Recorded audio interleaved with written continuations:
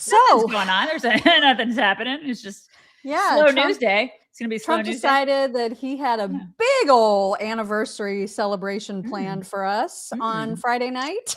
So, so now the world is on fire a little bit, just a little bit. So, fire. So we have a lot of news to get to, obviously, and the situation, obviously, in the Middle East is so fluid. By the time we even get to all the stories that we have prepared for you, new stories will be there to tell, and we'll obviously be following this until it's over. But and hopefully that will be sooner rather than later. But if for some reason you decided to completely cut yourself off from news over the weekend and thought, I'll just find out what's going on from the chicks on Monday. Hi. Hello. Wow. There's a lot going on. Yeah. And so we'll just kick it off with what Trump said on Friday night or Saturday morning, whenever this initial video, his address to the nation, was released. It was, I think 8 minutes or so, explaining the rationale for bombing Iranian targets and having these strategic, very precise strikes.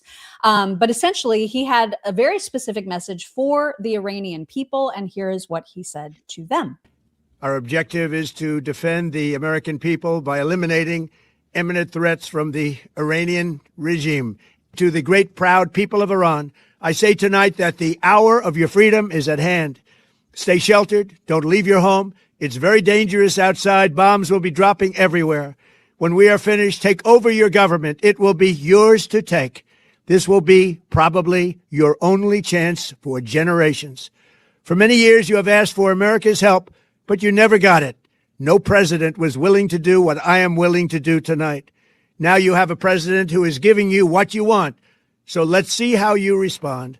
America is backing you with overwhelming strength and devastating force.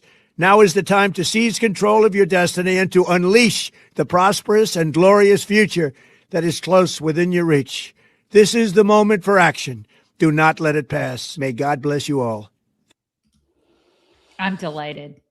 I mean, delighted is maybe not the right word for me. Okay, delighted is not. Okay, maybe not the right word. I'm completely delighted. Okay with it. I'm okay with it. I'll allow it. Here's the thing. Like, obviously, there's all sorts of like geopolitical, tentacles to this, But listen, to me, it's pretty easy. You're either on the side of like radical Islam or you're not. Yeah, that's like the most basic part of this. So I'm like, I feel like we're safer because he took out this threat that other people were not willing to take out because they have no balls, and he's got giant ones. They are giant. They are absolutely giant. And it does seem like Iran right now is making all kinds of ridiculous miscalculations. Like the fact that they've attacked now like 14 countries in the Middle East. And so at this point, they have racked up more attacks on foreign countries than Israel ever did. Right. And they are out of control. And so what's happening is that no one is coming to their aid. In fact, like Saudi Arabia is like, we're sticking with the US. And in fact, there are rumors too that Saudi Arabia was saying to Israel and saying to the United States, now's the time, like, go ahead and do this. You know what I mean? So it's just really odd to me that Iran is attacking all of these other Mideastern countries. Like, why would they want to have more people against them? Yeah. You know what I mean? It seems very odd to me that they are the biggest mean girl, and and right now it is obvious that they have no friends. Yeah, no friends. Now, Russia and China said this was bad, and that's not okay that the United States and Israel took out your leader, and we're with you. But like, meantime, they're not. You know what I mean? Like, they're not doing anything about it. Right. It's like Sean Connery and what was that movie? The gangster movie. He's like, what are you willing to do? Like, what they can say that, but what are they actually willing? What are they going to do? They've just sent strongly worded letters. Exactly. So that's it. That's their contribution.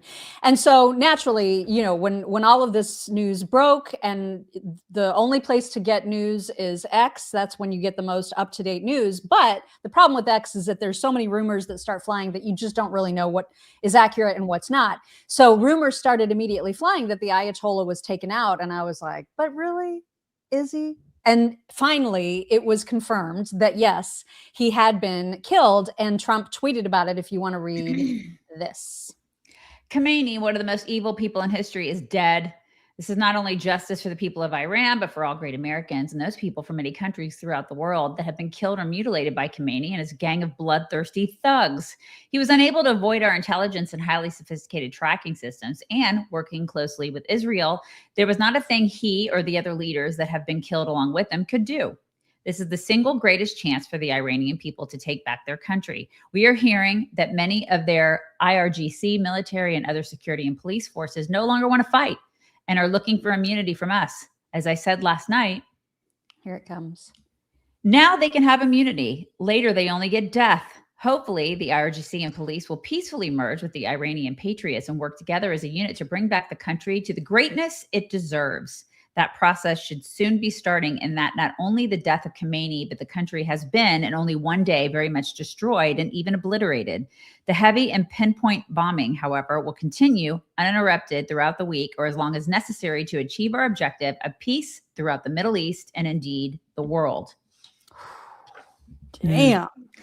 Yeah. Mm-hmm. It's on. You guys, yeah, it is. It is on. It is. And obviously we have a lot more to get to about that and about other things that Trump is saying. I was just going to say, people need to realize that they killed, like 30,000 of their people.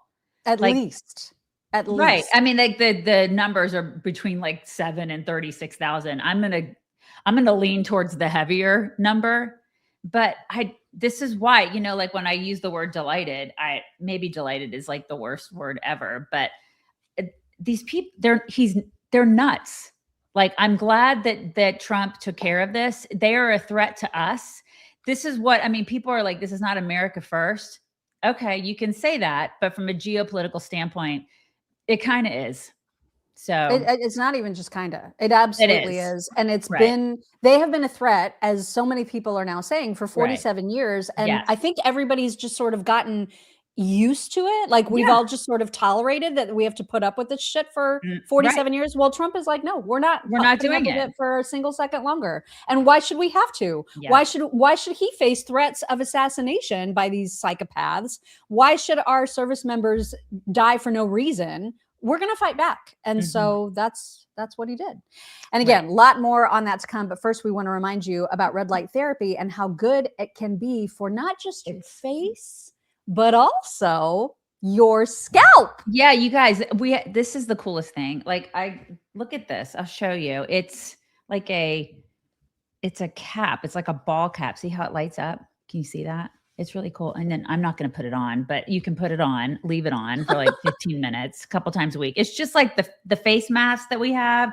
There's like whole body ones. They have everything. Their site has everything you ever needed for red light therapy. You can get 15% off right now on their site if you want to.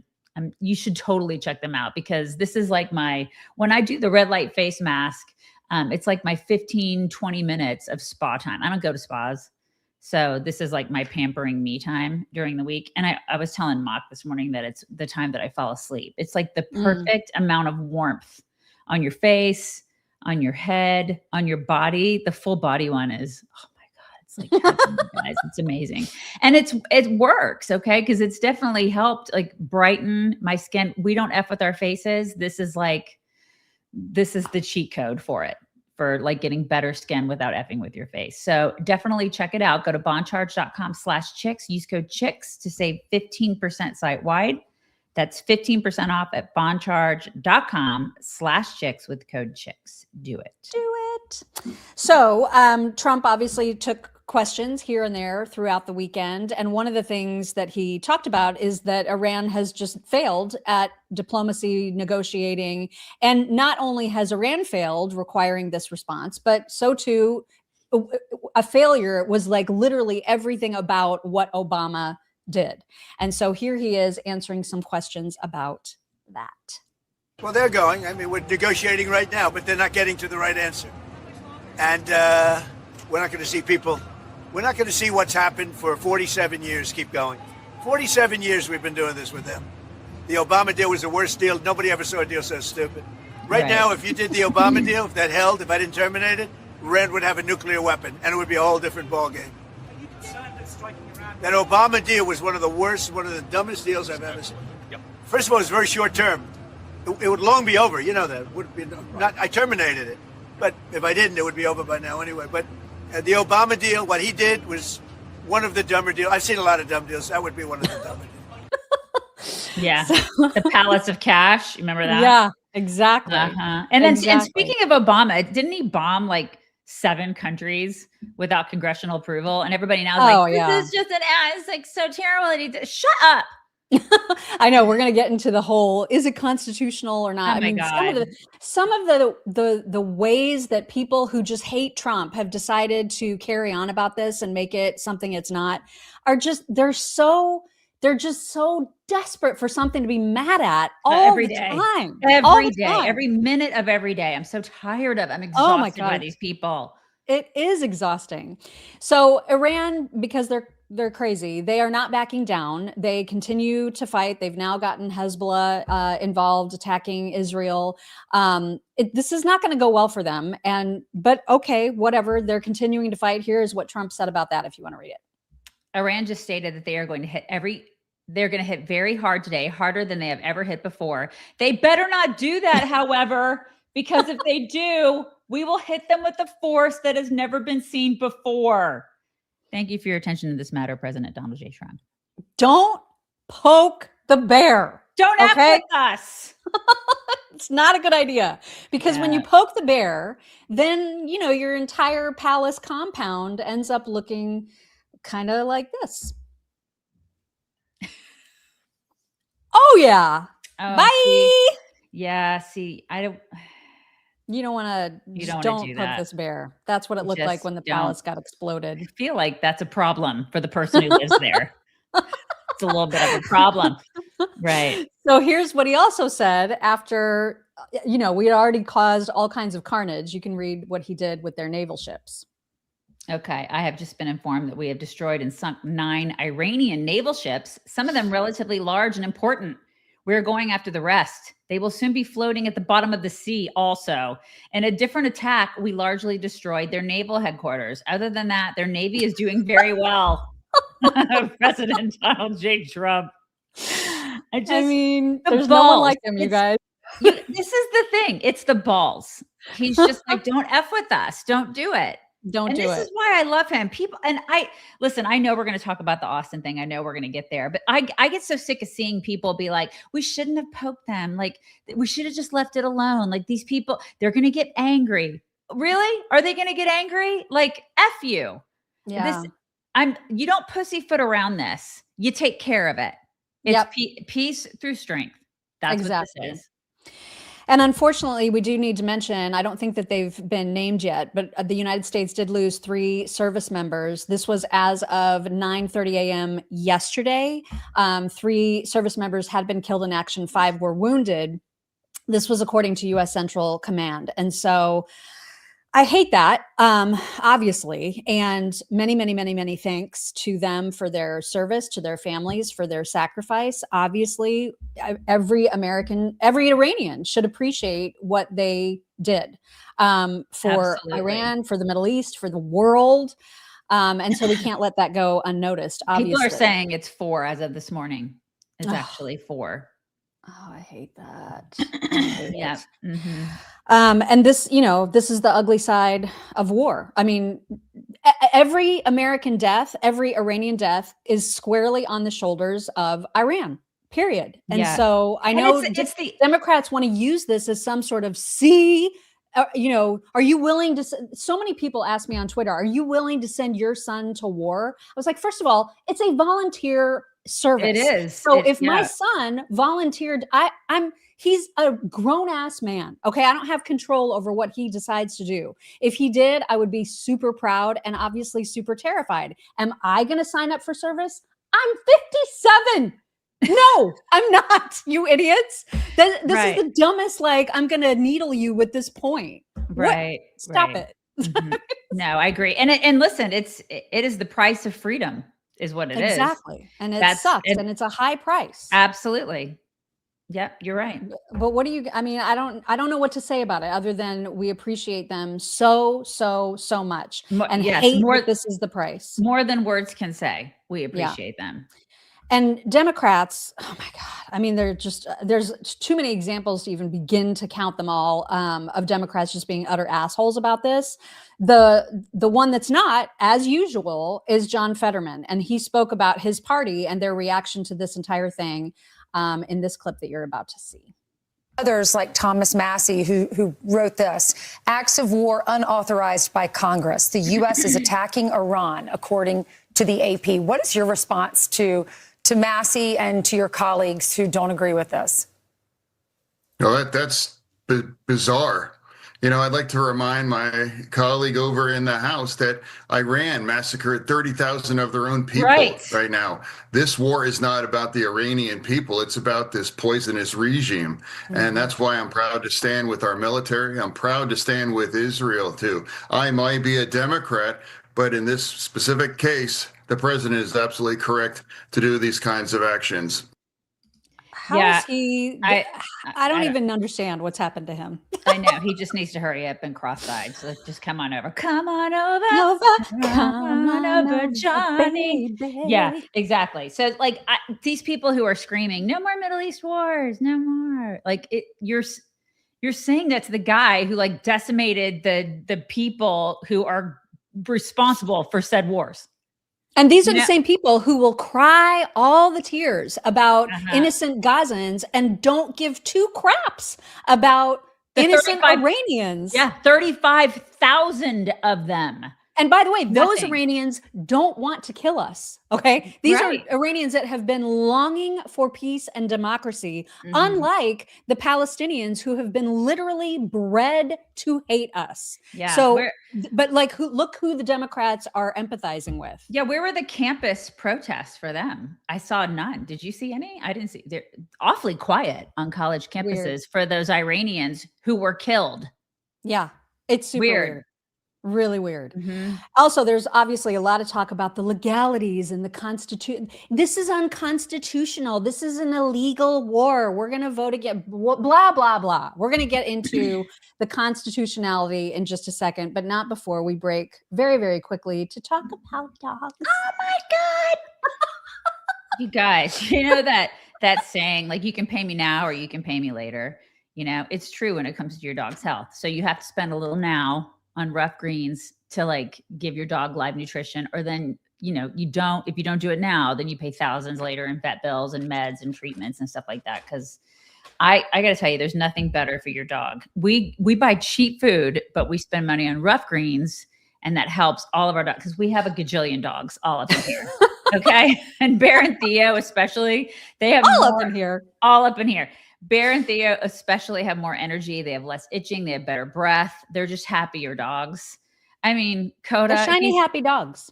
Coda's always been shiny and happy and like in your face, 180 pounds. But the other two were hot messes when they came to us. And I'm convinced Rough Greens has helped them.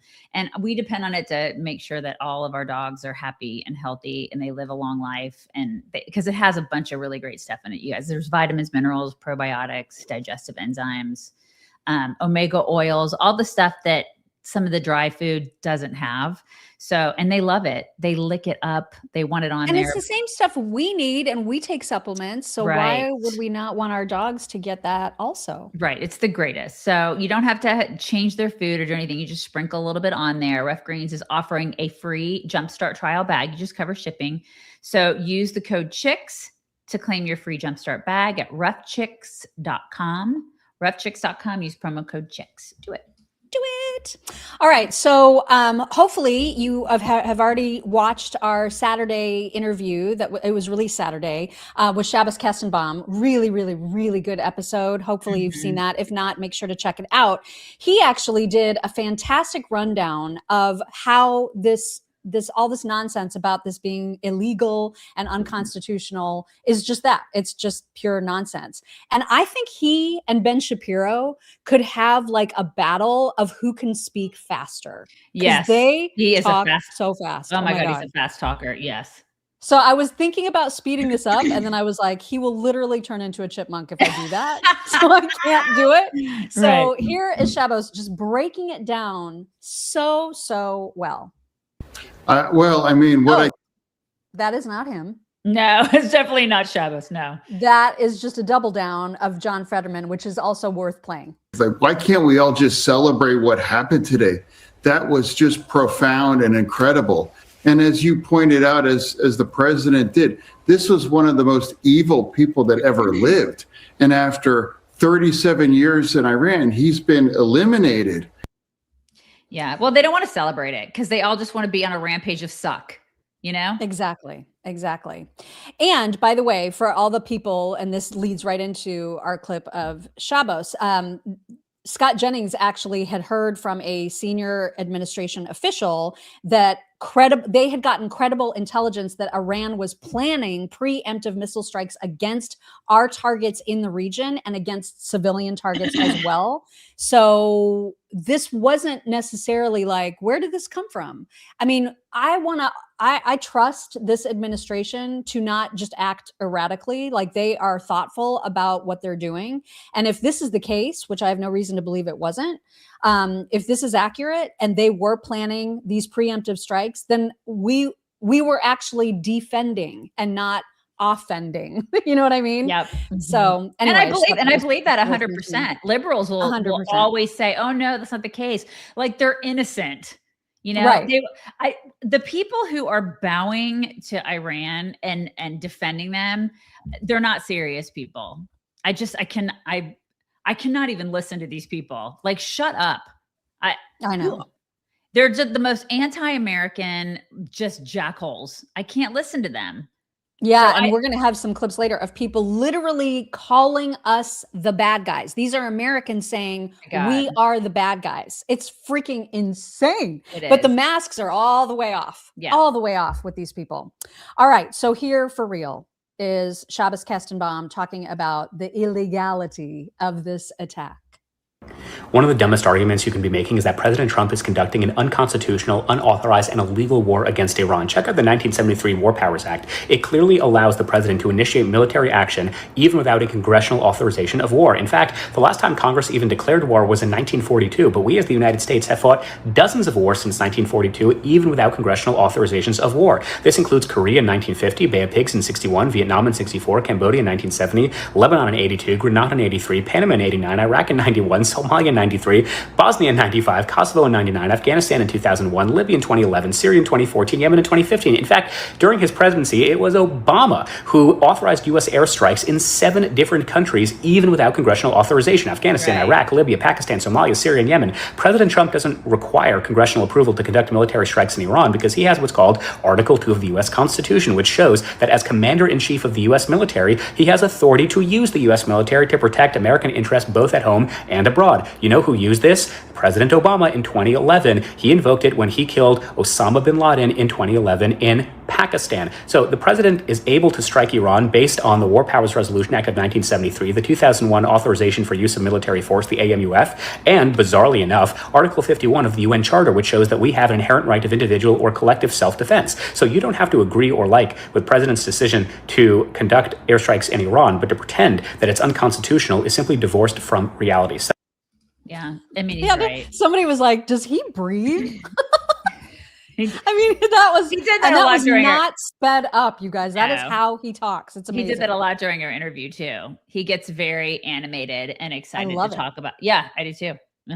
Love it. Tim Burchett also made a similar point about like why is everyone selectively freaking out and acting as though this is unprecedented? It is anything. President Obama bombed 8 countries without congressional approval. So I think it's a little disingenuous for the Democrats to start saying this is unprecedented. And you've got the most evil regime outside of probably the Chinese in the whole world right now. And they've killed Americans within recent memory. So is this a revenge tour? Maybe a little bit, but you poke the bear you get it. Or you poke the bull, you get the horns. Poke the bear. Listen, these people are divorced from reality. Like, shut up. You guys think that men can get pregnant? Like, I don't. And we're going to listen to them about Iran. Okay. Whatever. Well, that's actually a very good segue, because we do like to present other sides. I mean, we like to make this a very balanced show to the extent that, we should. Did we show the crazy? We show the crazy. It's not just the left who is in opposition to what Trump did. And some of the rationale that some folks on the right have is understandable, but still wrong. So we can talk about that. And one of the best people to sort of counter rationally what's happening is Matt Walsh. And Matt Walsh is troubled. I'll just say that. He's very troubled by Trump's actions. And he explained it very, very well. I'll have you read it. It's a 2-pager, I think. Here is the first part. As always, I only support military action anywhere in any context if it directly serves the interests of American citizens. It's troubling that the arguments we're hearing for the war in Iran, including from Trump himself, seem to revolve primarily around bringing freedom to the Iranian people. As Americans, that's like the last point, by the way. That was the last point of the reasons. Exactly. As Americans, the freedom of Iranians is not our responsibility. If a single American life is lost in the service of that goal, it will be a travesty. What nobody has even come close to sufficiently explaining is how this war will first and foremost directly benefit American citizens. I feel like people have explained that, but okay. That is a case that needed to have been made clearly and convincingly before this move, and it wasn't. We're also told how this will benefit Israel, and I'm sure it will, but Israel is not America. What does it do for America? How does it help us? That needs to be explained to us. And it isn't panicking or demonstrating disloyalty to demand those very basic answers about how American tax money and potentially American lives are being spent. We hear about the danger of a nuclear Iran, but that's odd because we were told that Iran's nuclear capabilities had already been set back decades. We hear that this war will be over quickly and easily because Iran is powerless, which I hope and pray is the case, and maybe it will be, but that's odd too, because if Iran is such a paper tiger, then how are they a danger to us in the first place? It seems hard to argue both that Iran is an existential threat to the United States and that we can topple them in 20 minutes with no casualties or negative downstream effects. Here is the last part. Also, the political calculation really matters here. A huge majority of Americans oppose this. That's just a fact. If it costs Republicans in 26 and 28, then no matter how things work out in Iran, it will not have been worth it. A free Iran at the cost of Democrat rule here at home is a bad deal. A free Iran for an unfree America would be just about the worst trade of the century. I'm praying for our great country today. So, listen, I get it. I get his concern, and I even get all the people that are like, this administration campaigned on no forever wars, no new wars, no wars in the Middle East, no fighting, foreign wars for no reason. But there is a reason. And if Scott Jennings's, contact with the senior administration officials is correct, then they were going to strike our targets. And so we took them out. And I'm glad we did. And so I think that once this action has happened, you got to get on board, man. I mean, what is the point of bellyaching about it when it's happened? And now we need to be in support of what America is doing to make the world a more peaceful place. 100%. 100%. Get on the freaking train. Yeah, it's time. It's time to get on the train. There was a great response also to Matt Walsh. I can't remember the Twitter account. You'll see it. Liberty above all.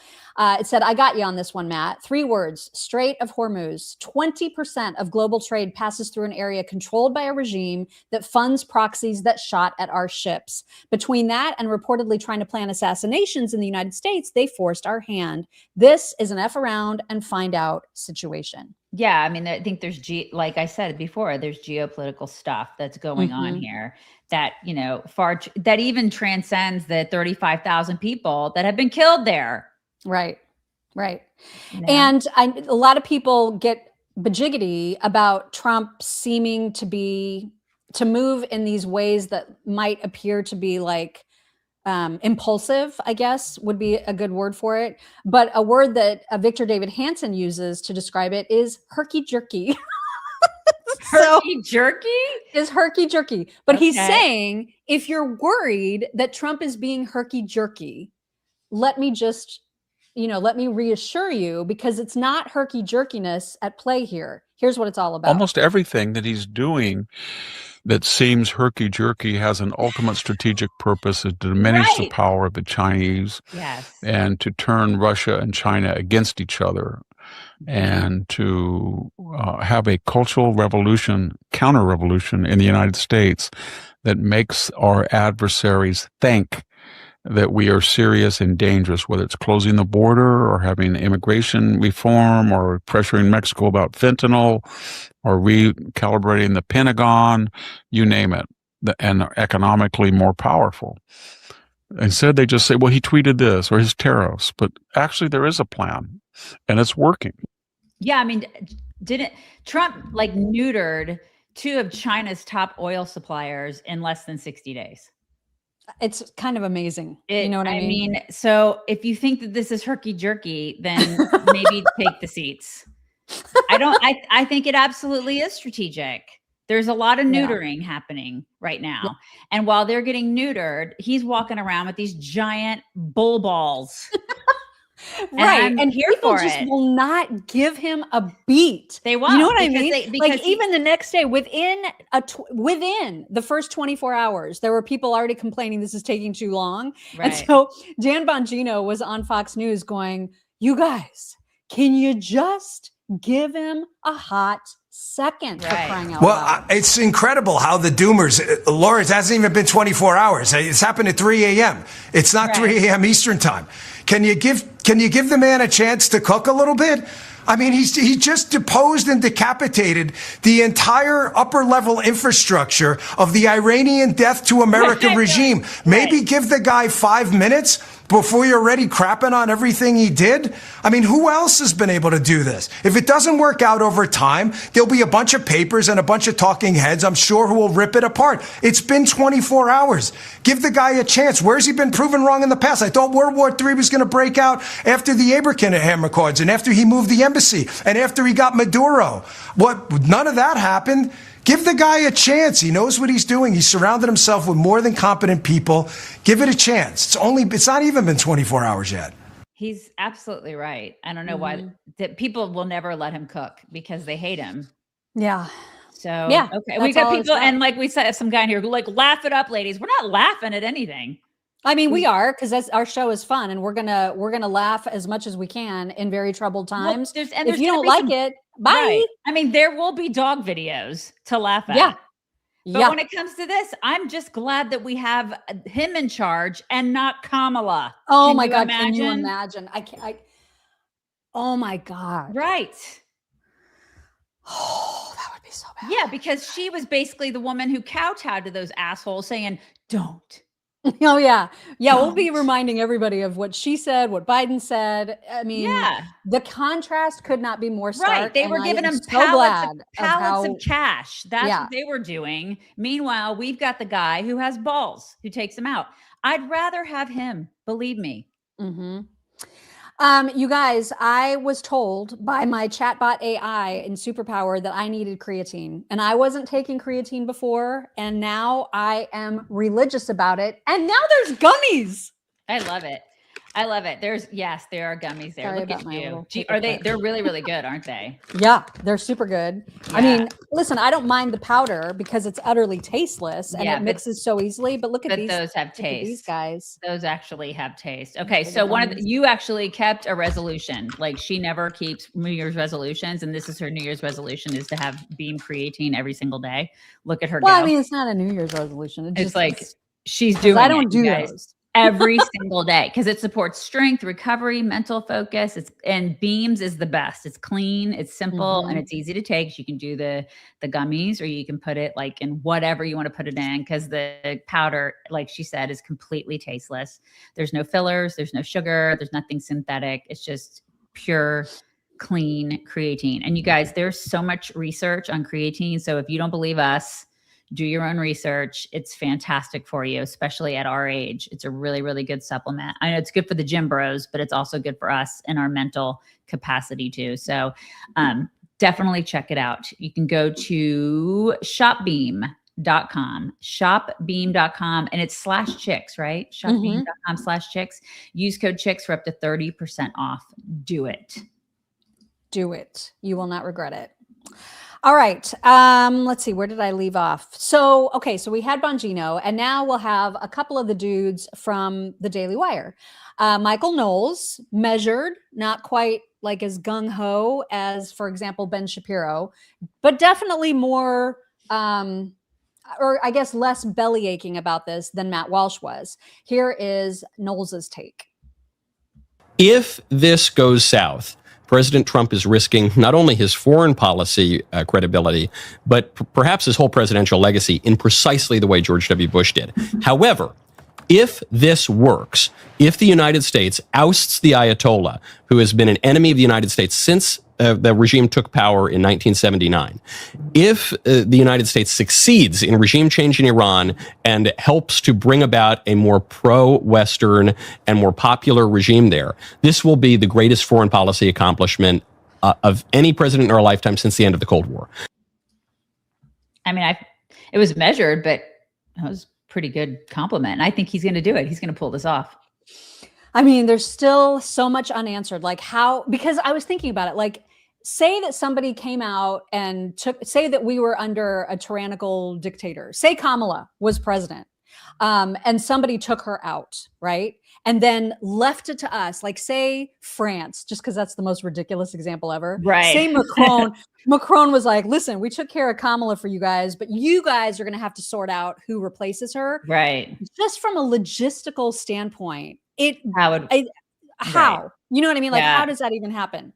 So there's a lot of turmoil and tumult, essentially, that is going to have to be gone through before we know if this was successful for the people of Iran. But they are closer now than they have ever been. Yeah. And I just think their resolve is there. I don't know how it couldn't be, you know? Yeah, because I mean, you're right. Because you're looking at it from that perspective, it is kind of crazy because how would we handle that? You know, we'd end up with like George Clooney as president or something.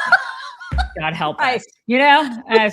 So let's hope. Leaders have to step up. And unfortunately, a lot of times the people that step up have really terrible motives. And so it's a matter now of hoping that the right people step up. You're right. We've all seen the Hunger Games and how that ended. So you're absolutely right. Like we have to make sure that, or they have to make sure that it's the right person at the right time. And so, you know, if you're praying people, pray for them. For sure. Oh my gosh, for sure. No question about Ben Shapiro's stance on this and his stance on Trump specifically. President Trump is the most courageous commander in chief in modern American history. There is no question about this. What he just did is the bravest move by a president of the United States of my lifetime, bar none, without a doubt. I completely agree. It is. No one else could have done this. You're absolutely right. But his mindset, I mean, he is brave. I'm so grateful he's the president. Just going through what he's been through has made him braver and braver and braver. He is the most courageous, I don't give an F president that we've ever had. And I'm so grateful for that. He's utterly fearless. He is fearless. And we all should be grateful for that. Yeah, for real. There was obviously a UN Security Council meeting, like an emergency meeting set up, and our ambassador, Mike Waltz, was there to lay down the story and say how it was. And so here's a little bit of what he said to the entire council.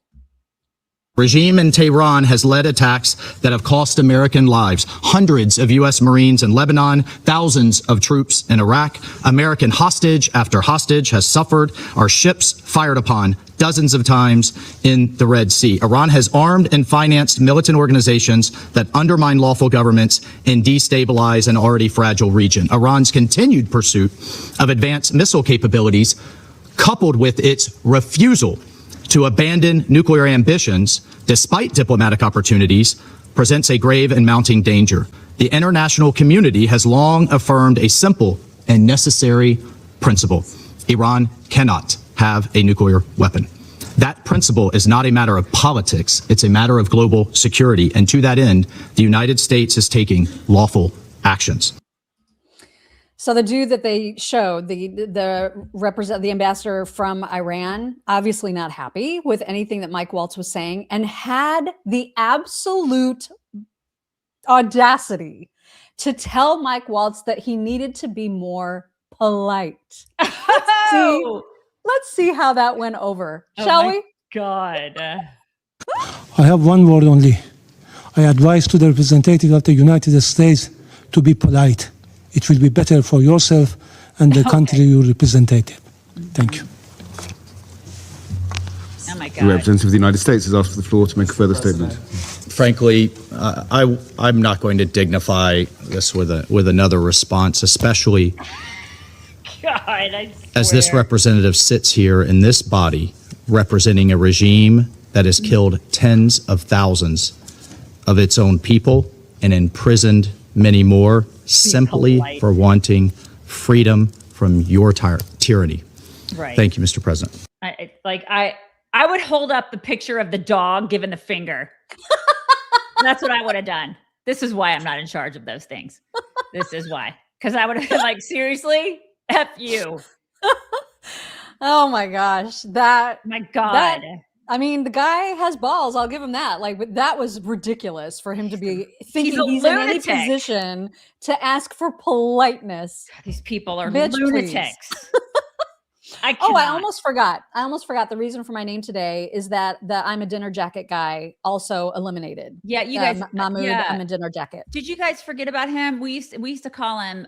His name is Mahmoud Ahmadinejad, but we called him I'm a dinner jacket because it's way easier to say I'm a dinner jacket than his stupid ass name, which was he's gone. Yeah, I forgot. I didn't know he was still alive, and so we had no idea. This weekend, Mock wrote me. She's like, "Hey, I'm a dinner jacket is dead," and I was like, "What?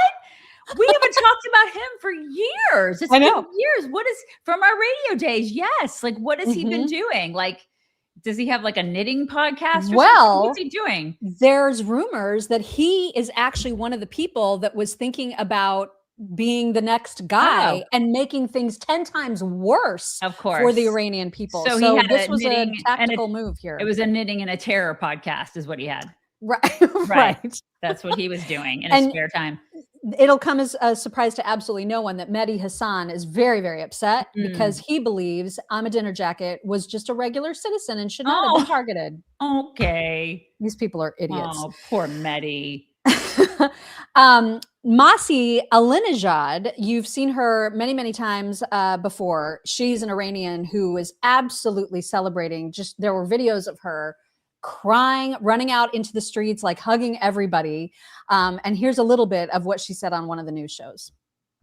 Concerned that if this is not going to lead regime change, that if this is not going to be the end of this regime, and if the American government, the Israeli government, only target the military leader, not the political leaders, then the people of Iran are going to be left alone on themselves by a wounded ISIS, by a wounded regime and government, and that's going to be a huge risk for my people inside Iran. Believe me, we don't want people like Zoran Mamdani or some of Americans lecture us about peace, about war, because this is a war being brought to us Iranian people by the Islamic Republic, by the warmonger Revolutionary Guards. And this is the moment that Europeans should join the US government, should join the Israeli government to end the Islamic Republic. If not, believe me, this regime will end democracy, will end American citizens' life everywhere, because the Islamic Republic is like cancer and they will infect the rest of the world if we don't remove them.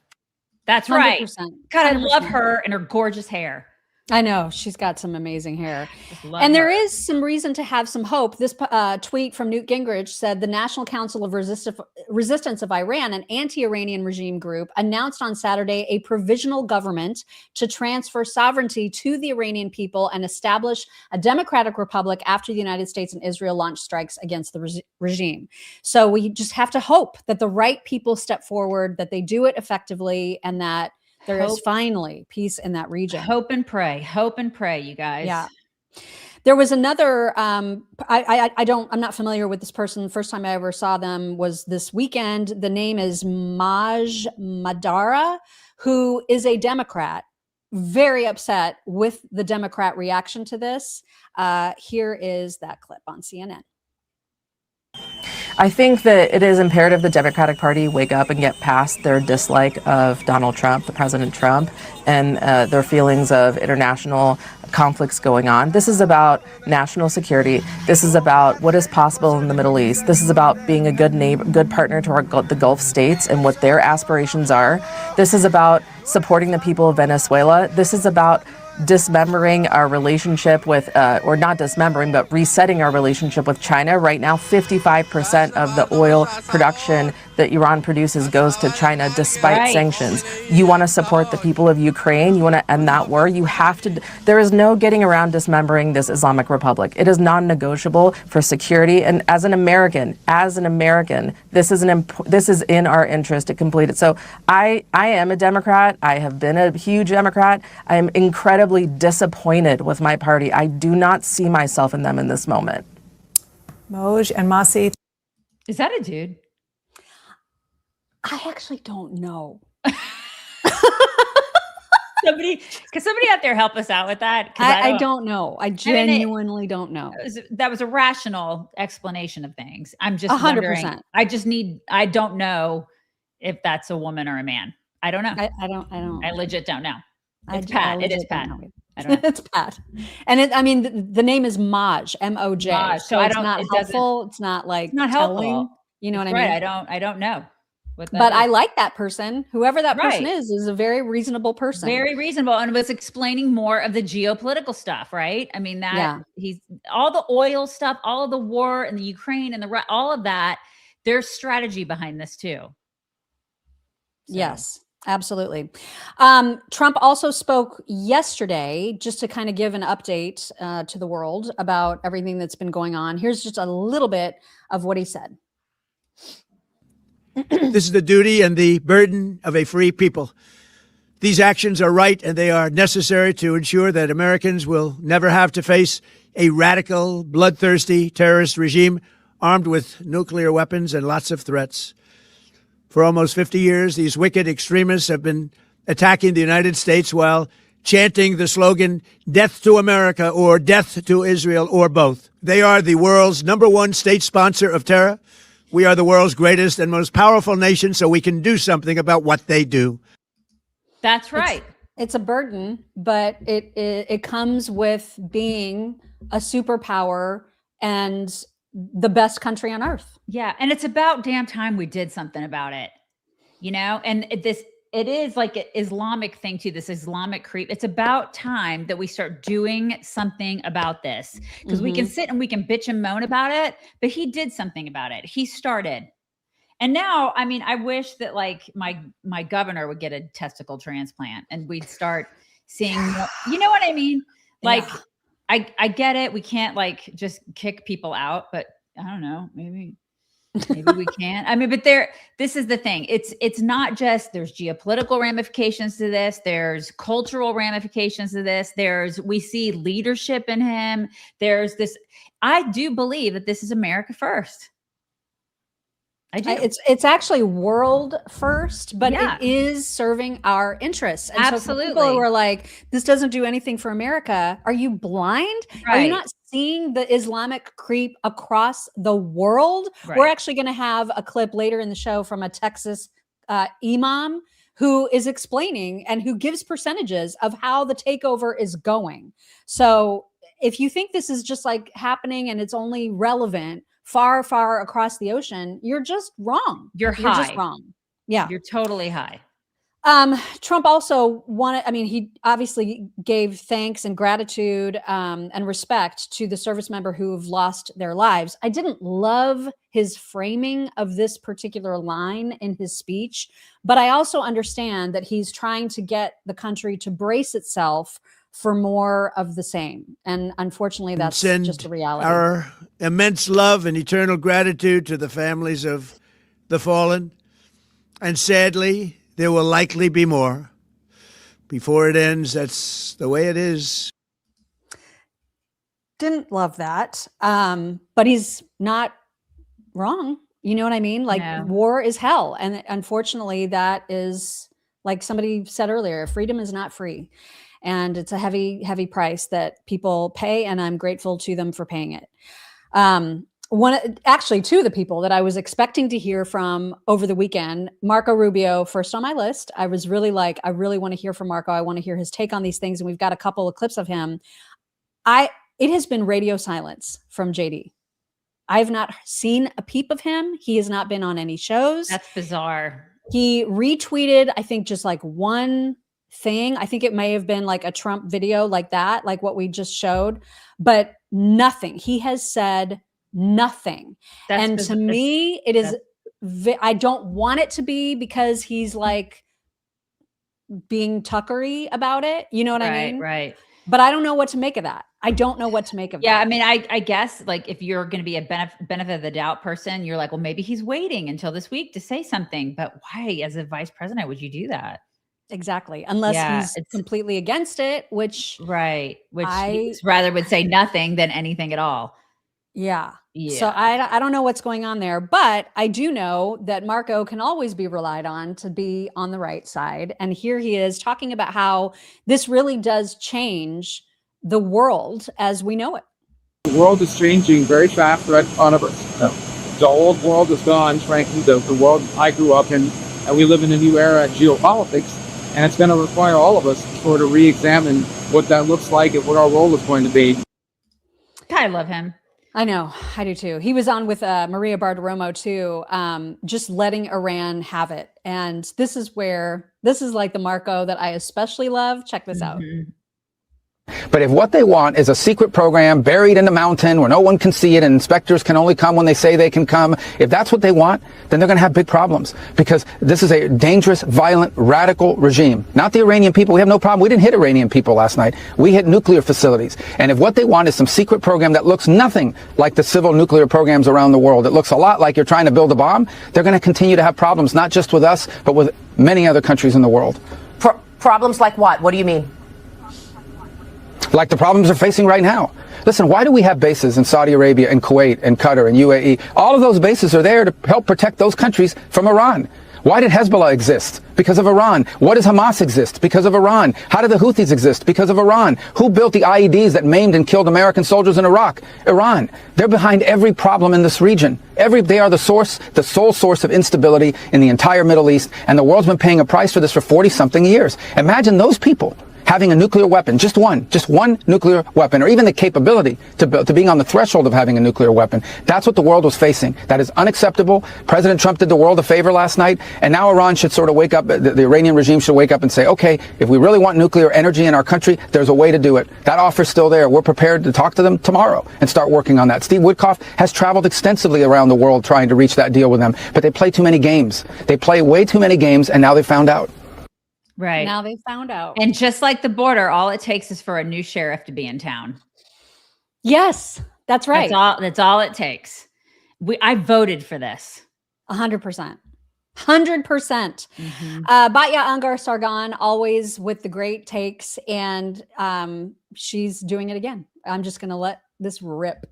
To me, the thing that really stands out, most importantly, is that nobody has come to the Islamic regime's defense. Not Russia, not China. We thought that we were facing this great axis of evil that was uniting as a front to create this multipolar universe in which the United States was no longer a superpower, and that turned out to be absolutely false. And what you can see from that is the larger picture of how the president is protecting the United States and setting us up for world dominance for generations to come. He is picking off our adversaries one by one, isolating them from each other and isolating them from their oil. Remember that 20% of China's oil came from either Venezuela or Iran. I mean, how are the Chinese supposed to take Taiwan now, minus 20% of their oil supply? So what we're really seeing here is, I'm calling it the locked-in presidency. He is just, every action he takes has not one, but 2 or 3 or 4 strategic advantages to strengthen the United States, to make us stronger, safer, and more prosperous, as Marco Rubio promised in his confirmation hearings. I think that's really what we're seeing. You don't think he did this stuff in business? He totally did this. He strategically moved and worked the room, and he like picked people off to get deals. He absolutely did. He knows how to do this. He knows how to do it. He understands people. He understands personalities. He understands foes. He understands allies. He gets it. This is why he knows how to do this. He knows how to work a chessboard. Biden didn't know how to do that. He didn't know how to wipe his own ass. Biden didn't even know where the chessboard was. Right. Exactly. I mean, Obama didn't know how to do that. Bush didn't know how to do that. He knows how to do this. And I think people are just freaking out because they've never seen, at least, well, partially it's because of hate, just sheer hatred. And also because they're just not used to it. They're not used to the art of the deal in action in this sort of realm. I'm so here for this. Our BFF Scott Jennings. It's like, where are you? He was asked about this whole, all the people on our side too, who are like, this isn't America first. He was asked to defend this action, specifically about what do you say to all the people who are like, he promised no more wars? And here is how Scott answered that question. How do you square the no war promise with the potential of a protracted war? Well, first of all, the president has consistently, over the course of his entire public life, said he will never permit the Iranian regime to have a nuclear weapon. That's why he took action last summer, and that's part of the reason he took action today. So I don't see this as him starting a war. I see this as a preventative measure to prevent a war against the largest state sponsor of terror in the world. My view is this is a new day for the people of Iran. It's a new day for the Middle East, and it's a new day for the world because the most courageous commander-in-chief of my lifetime said, I'm not putting up with this. We've been banging our head against a wall for 47 years while these guys terrorize the world, and I'm not going to permit it any longer. So when I see these Iranian people in LA and other places celebrating, I can only imagine their emotions and the emotions of the people in Iran who now have a chance to take back their country and restore what was once a great pro-Western country. That's the end goal here. No more war, but peace and a government and a culture in Iran that can actually participate with the rest of the world instead of terrorize it. That's what the president did. He ought to be commended for it. Yeah. And women here should be commending him for it. And where are all the feminists? All the feminists are like protesting it. God. It's amazing to see that, right? To see like all the actual Iranian Americans in the street. They're doing the Trump dance. They're like celebrating. They could not be more pleased. And then the idiot awfuls, the affluent, liberal, idiot women are out there going, this is wrong. We stand with Iran. No, you don't. Because if you did, you'd be looking at how Iran is reacting to this. And they the are white, overjoyed. The white liberal feminists are the absolute worst. This is just so terrible. Really? Try being a woman living over there. They have no idea what oppression actually looks like. They have no clue. These women are the absolute worst. One of them is unfortunately on our side of the aisle, ostensibly, and Marjorie Taylor Greene has completely lost her mind. She's been so critical, so bitchy about this all weekend long. And Scott Jennings was also asked about her and Massie and others like them. Here's what he said. Congressman Thomas Massie also writing, this is not America first. Do they have a point? No, they don't have a point, and I don't consider them to be actual Republicans, and I don't consider them to be part of the America First or MAGA movement, to be honest with you. They are basically allied against Donald Trump on everything, whether it's foreign affairs or domestic policy. They've just become political enemies of the president of the United States, no matter what he does, and that's unfortunate, but she quit, and he's about to lose in a primary in Kentucky, so that'll be the end of that. Yeah. Enjoy your pension, Marjorie Taylor Greene. God, she's awful. Just so awful. People need to quit asking her opinion on things. She's a quitter. Right. She's a quitter and a traitor. Bye. Mm-hmm. Go do CrossFit. Go away. So speaking of traitors, we promised a clip from one of these asshole Democrats basically calling America the bad guys. If you don't believe me, you're going to hear it straight from the horse's mouth. This is Ellie Mistal. I don't say this lightly, but our country needs to be sanctioned. We are the bad guys on the world stage. We are a menace to not only free people everywhere, but we are a menace to peaceful people everywhere. But at some point, the international community has to stand up to us because we are a bad guy on the world stage, right? And so we should be sanctioned. We should be sanctioned and rebuked. They should sanction you first. Sanction you first. I mean, seriously. What a traitorous Q-tip. That's right. I know, right? What a piece of crap this guy is. Like, awful. If you don't, and this is the thing, all these people that are so upset with America, go, leave. Mm-hmm. Find someplace better. There are one-way tickets with every airport that you go to. You can buy a one-way ticket, In fact, we will happily crowdfund for you, Q-tip man. Indeed. You guys, I know we've already mentioned it once in the show or maybe even twice, but we dodged the biggest bullet by not having Kamala as president. Here are her idiotic remarks. I am here in the beautiful city of Detroit to visit one of the incredible small businesses. But before I go in, I want to address what we learned today. Donald Trump has dragged us into a war the American people do not want. He has put American troops in harm's way. I unequivocally oppose this war of choice, and everyone should. And the bottom line, when it comes down to it, is that if we want to stop Donald Trump with this random decision that he has arrived at, then Congress must act, and Congress must act immediately. The American people do not want our sons and daughters to go into this unauthorized war of choice, and I unequivocally oppose it. Thank you. No one gives a shit what you think. Isn't it possible, Kamala, that maybe this administration has information that you are not privy to?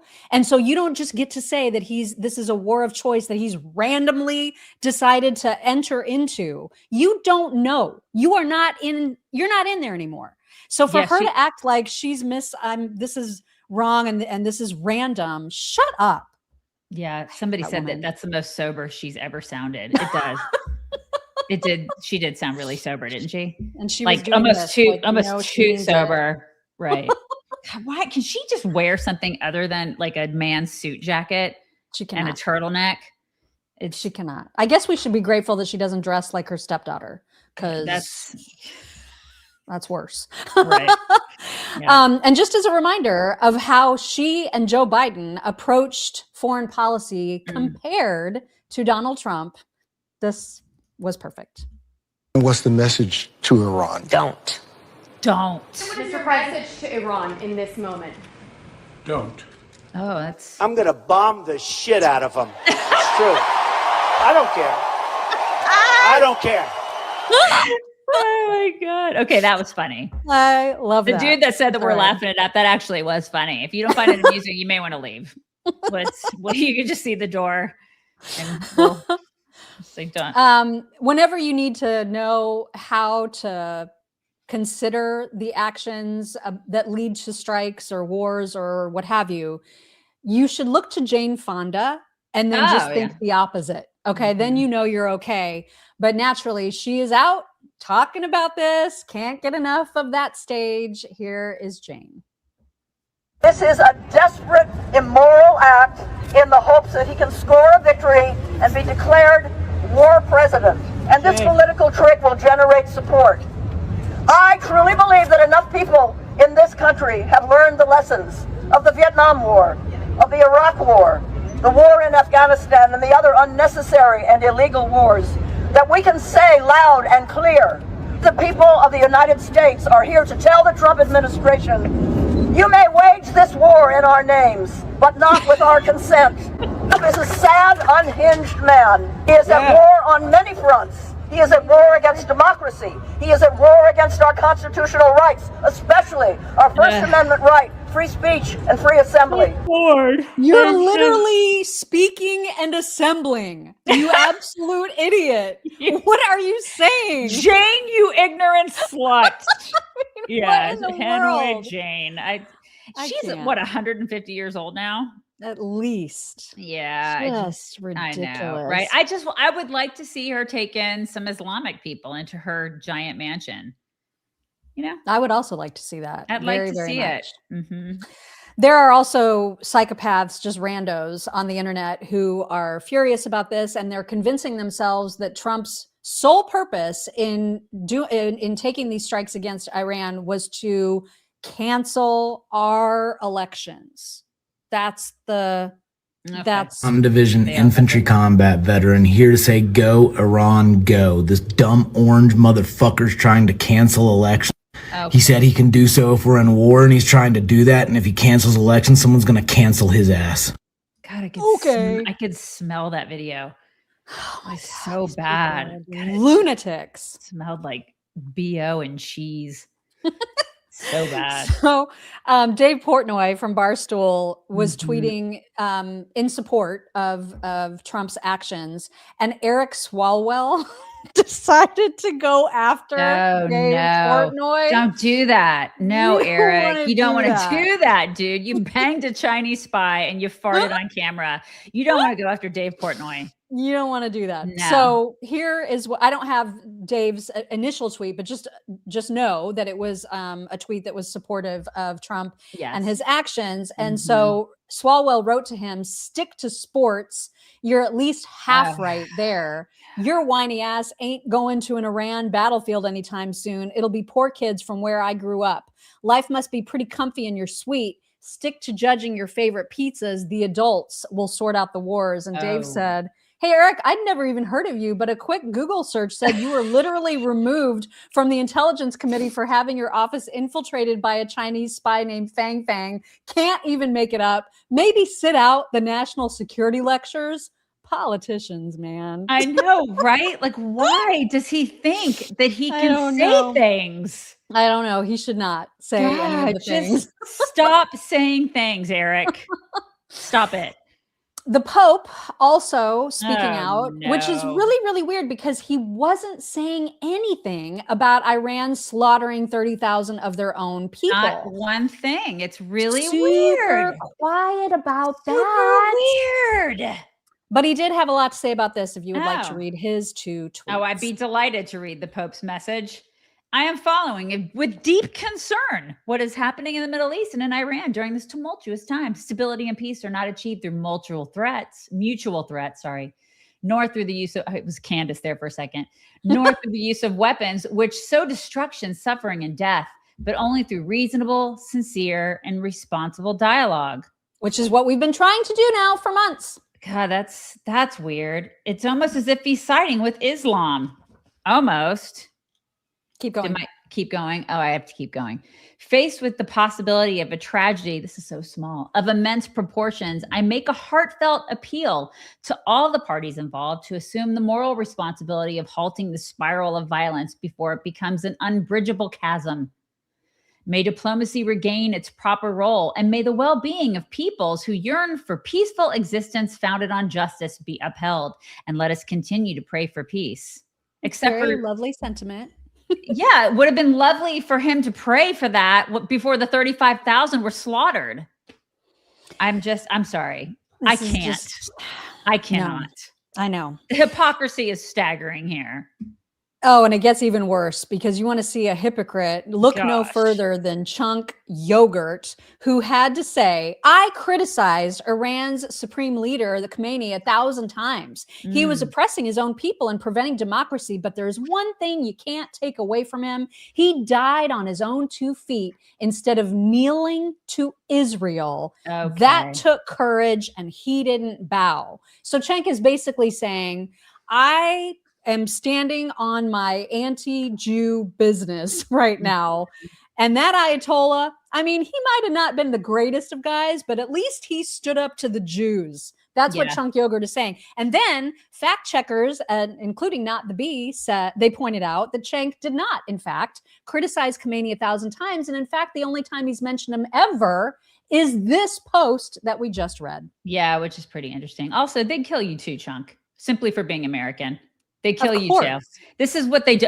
All of these people who are so pro-Iran, pro-Islam, they kill you too. They're coming for you too. Heartbeat. It's in their like charter thing. I mean, that's why they're always yelling death to Israel, death to America. It's not just a saying. Like they mean it. Yeah, this is, I mean, they think that they mean well. They think that they're exempt. You're not exempt. And the problem is that there are so many Americans like Cenk that actually believe in America being a terrible, evil place. This is an actual sitting Indianapolis councilman, Cliff Connolly, who says, "When the United States declares war, the duty of every U.S. socialist is to make sure it ends in our government's defeat. May God protect the people of Iran and may God damn the Trump regime." And some guy said amen to that. Well, all these, these people are all traitors. It's insane. Indianapolis. Insane. That is Indianapolis, you guys. We are from there. Oh Oh my God. That used to be the heart of the country, the Midwest. That's what it used to be. Oh my God. It's terrifying. And then, of course, you got to leave it to the mainstream media headlines to just be so ridiculous when it comes to obituary notices for the worst people in the universe. So the New York Times' headline about the Ayatollah was Ayatollah Ali Khamenei, hardline cleric who made Iran a regional power, dies at 86. Unbelievable. Compare that, please, with what they wrote about Scott Adams, who is genuinely a decent, good American. Breaking news, Scott Adams, whose comic strip Dilbert was a sensation until he made racist comments on his podcast, has died at 68. It's just so gross. You cannot hate them anymore.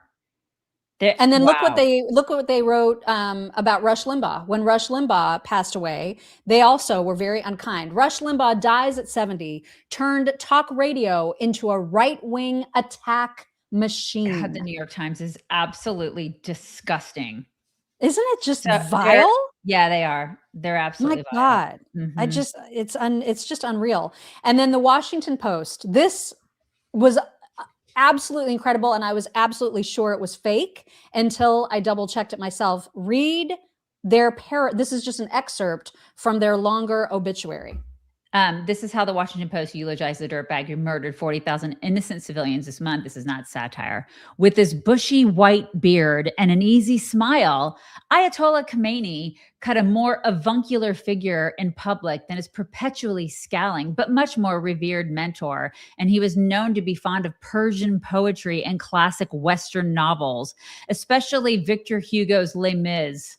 Oh my God. Some Iranians who knew Ayatollah Khamenei before he became supreme leader described him as a closet moderate. This is real. Right. That is real, you guys. That is effing propaganda. That is just propaganda all up in your face. And it's American. That's what makes my skin crawl. It is American. Those are Americans writing about a regime that killed 35,000 people, slaughtered them, and did nothing. They said nothing about that, I guarantee you. And then they revere this guy, this monster. Unbelievable. And it's unfortunate that there are just so many Americans. The actual official Women's March account on X, and I also verified this, they posted this photograph this drawing that says "No war on Iran, feminists versus fascists." Okay. Yeah. Meanwhile, real feminists are rejoicing because they're free. Right. Because they get a taste of freedom.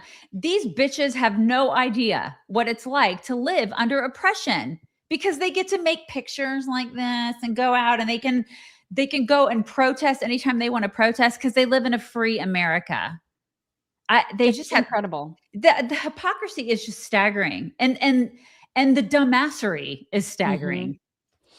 Which is a perfect segue to share one of many of Marjorie Taylor Greene's ridiculous tweets from the weekend, if you would like to read this. Oh, God, I can't with her. And she's being sarcastic in the very beginning. Great, Mr. President. Good job. You're a billionaire, and the American people, not the Iranian people who voted for you, are not billionaires. Oh, my God. As a matter of fact, many of them are flat out broke. An all-time high credit card debt, can't afford health insurance or car insurance for that matter, and most young people can't afford to buy a house or even their rent payment. Your generation, the baby boomers, your families, were able to thrive on single incomes, and now that's practically impossible for the vast majority of American families, let alone imagine being a single mother. Most of your baby boomer friends and supporters, I'm sure, are cheering you the most. But us younger generations, Gen X, I'm a Gen Xer, millennials, and especially Gen Z, hate this effing bullshit.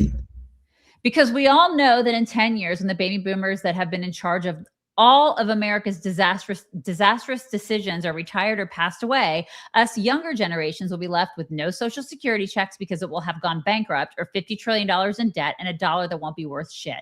We, as in you and me, campaign on America First. This is not it. What does this have to do with social security? I'm sorry. What? Seriously. Well, that's her whole point.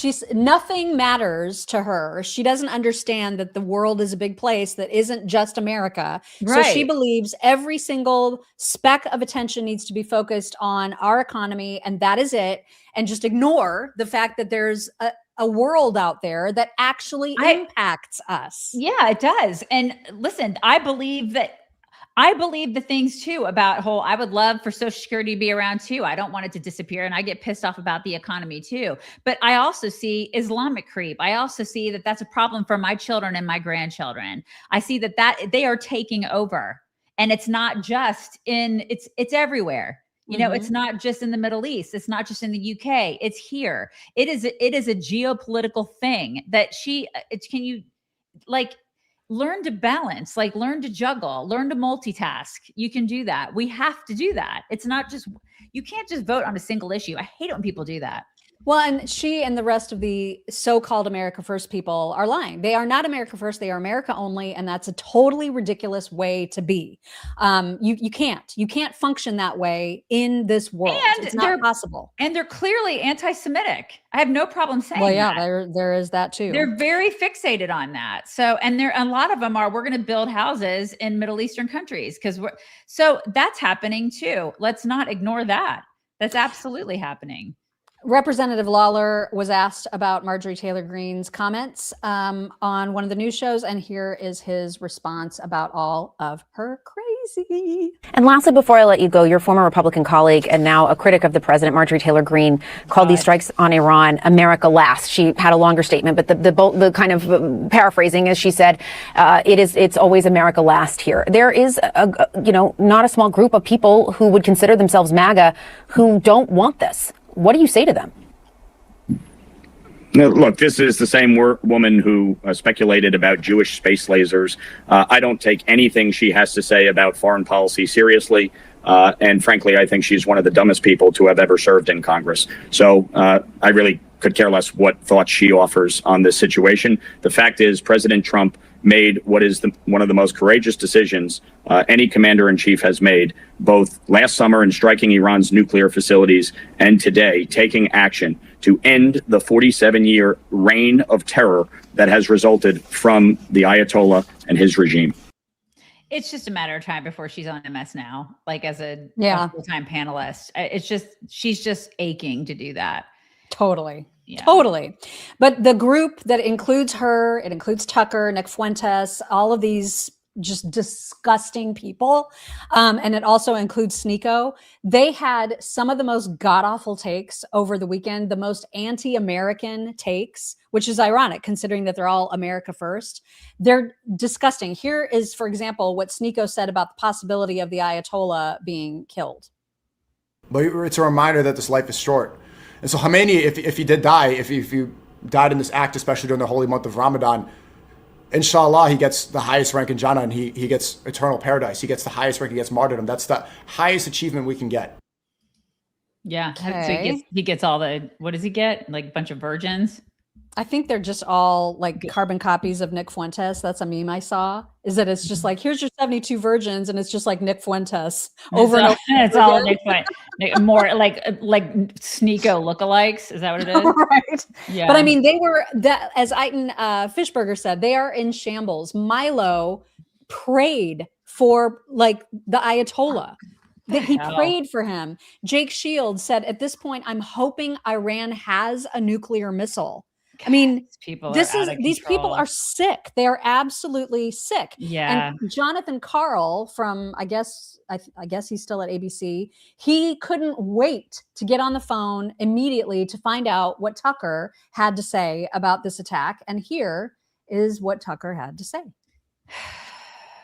I just heard back from Tucker Carlson. Tucker Carlson, of course, spoke at the president's convention in 2024. He's been a frequent visitor at the White House. In fact, he was at the White House just last week. So I wanted to know what Tucker Carlson, who has long opposed the idea of another war in the Middle East, what he thought of this. And his answer, he told me, of the president's decision is, quote, absolutely disgusting and evil. Now, that's just one person, a prominent one in Trump's movement. But this is a momentous and potentially defining or maybe redefining move for President Trump. evil. He was just at the White House last week. He needs to quit inviting him to shit. Yeah. And JD needs to extricate himself from that relationship. It's going to be a problem. It's going to be a big fat problem. And you know what? It's so sad because sometimes I'll see these older clips of Tucker when he was normal and decent and right. And I just cannot believe the transformation. Like, look at what he said some years back about Iran. Tucker, aren't we the only country allowed to make preemptive strikes? Who the hell does Iran think it is?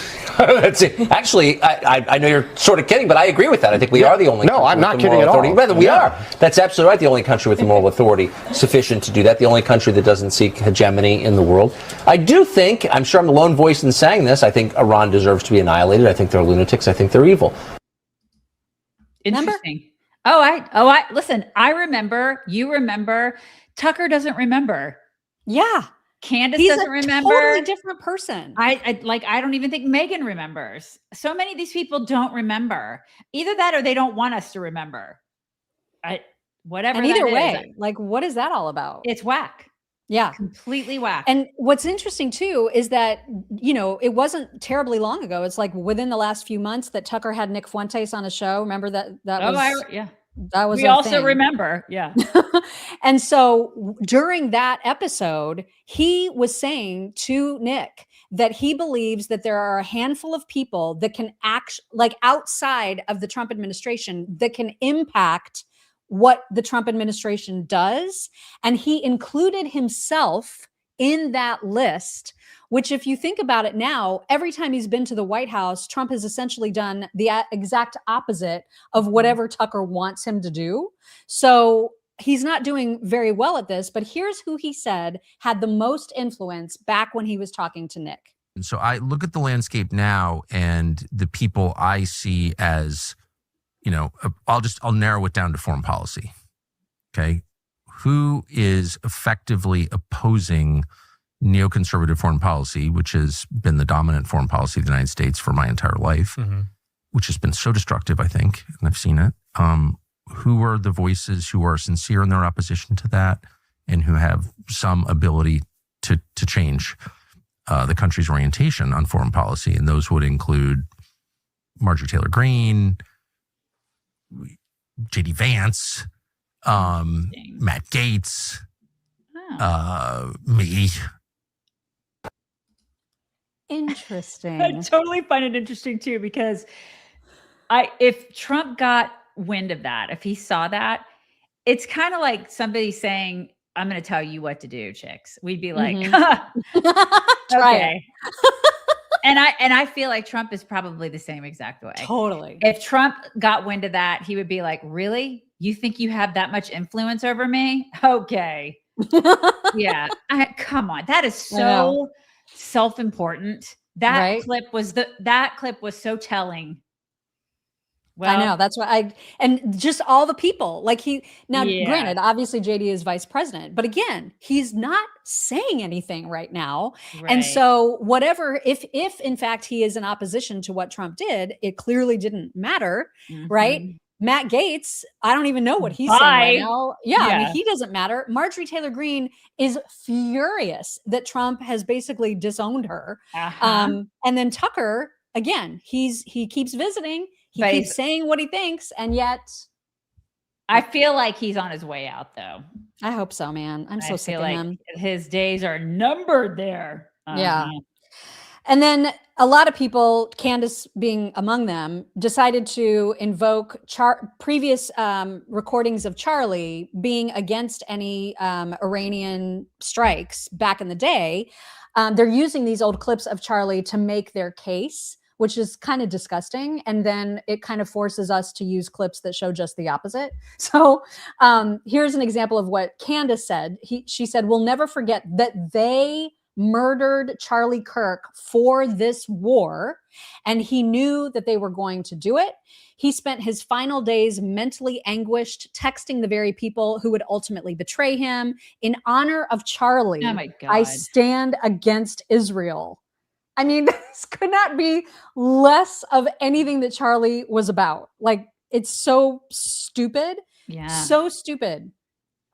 And then here is what Charlie said. I think this is the clip with Will Kane, that he was talking about how sometimes we don't have to look at everything as just we only have a binary choice.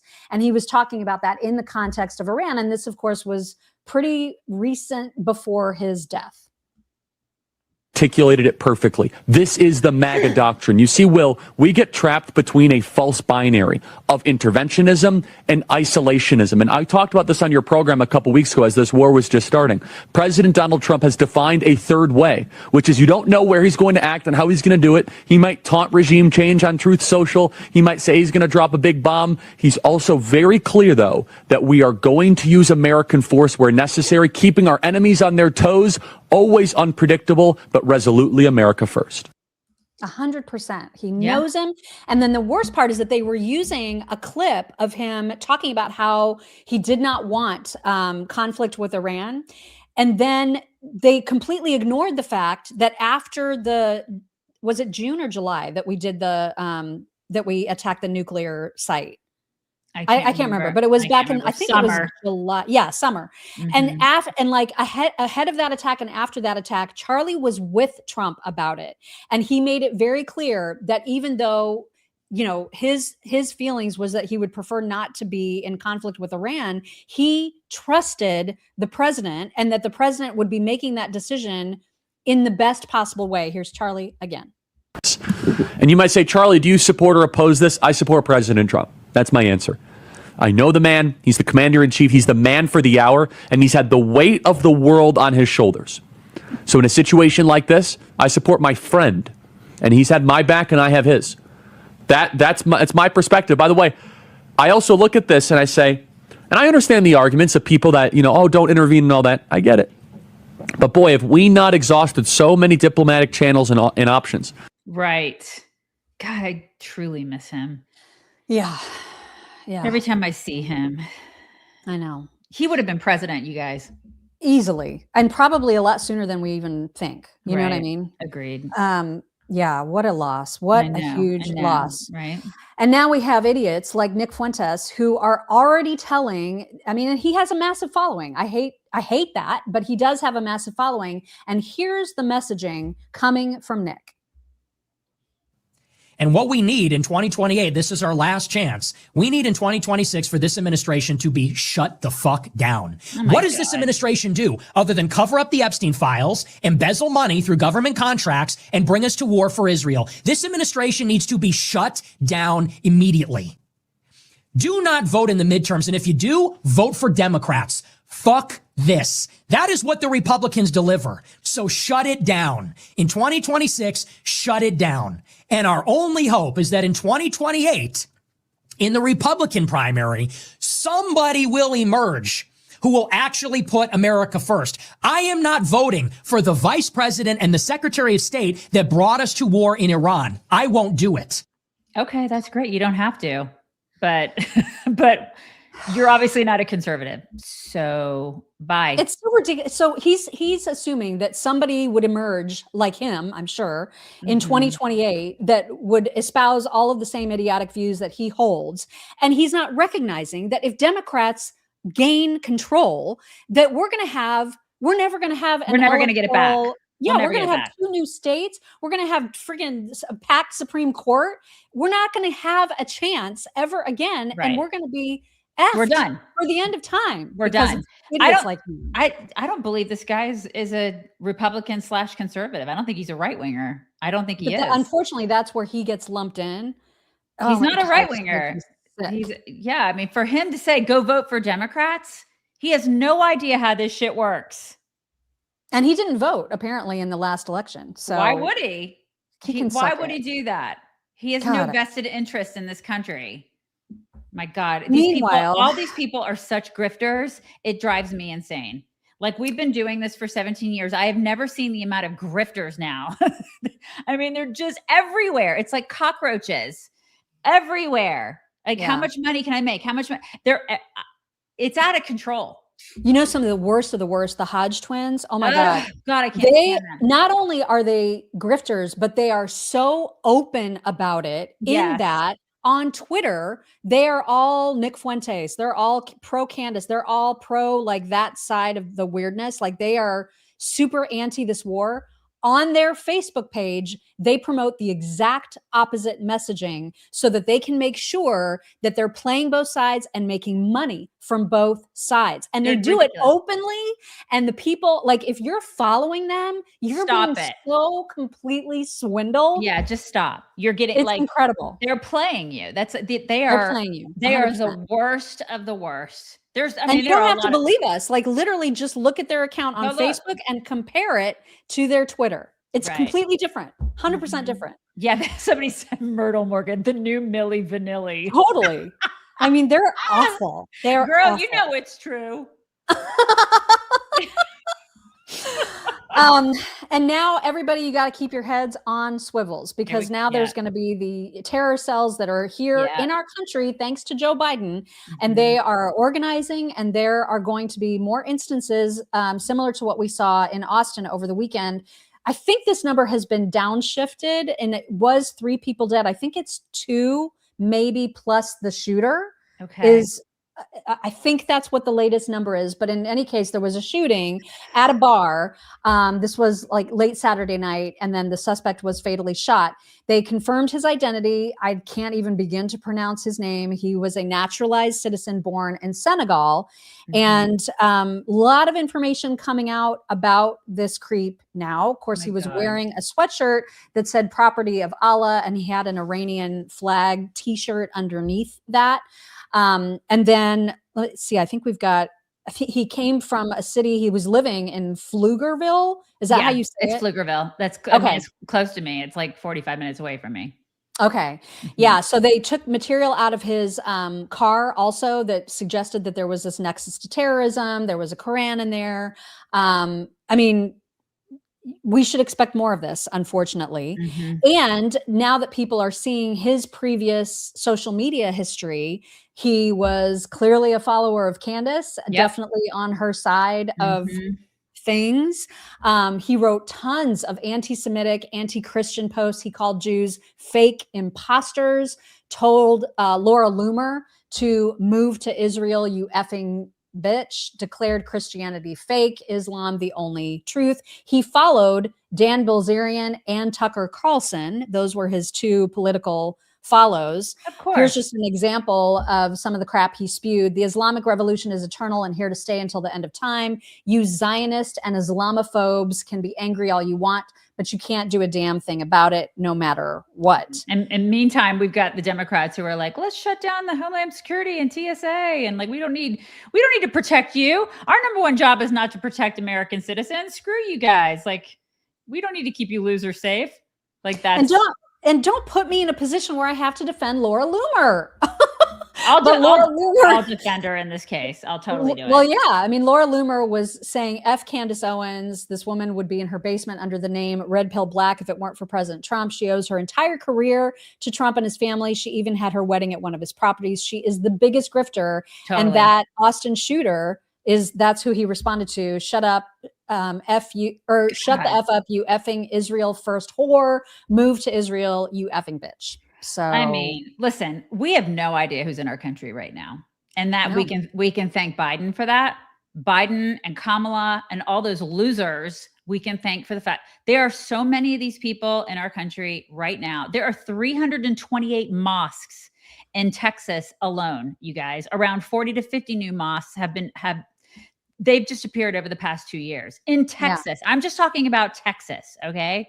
Like nationwide, there's been a steady like increase. I think it's like 130% increase over the past 20 years, just in mosques. Like listen, the data's a little sketch on that too, because those numbers that I just gave you are like people doing new builds.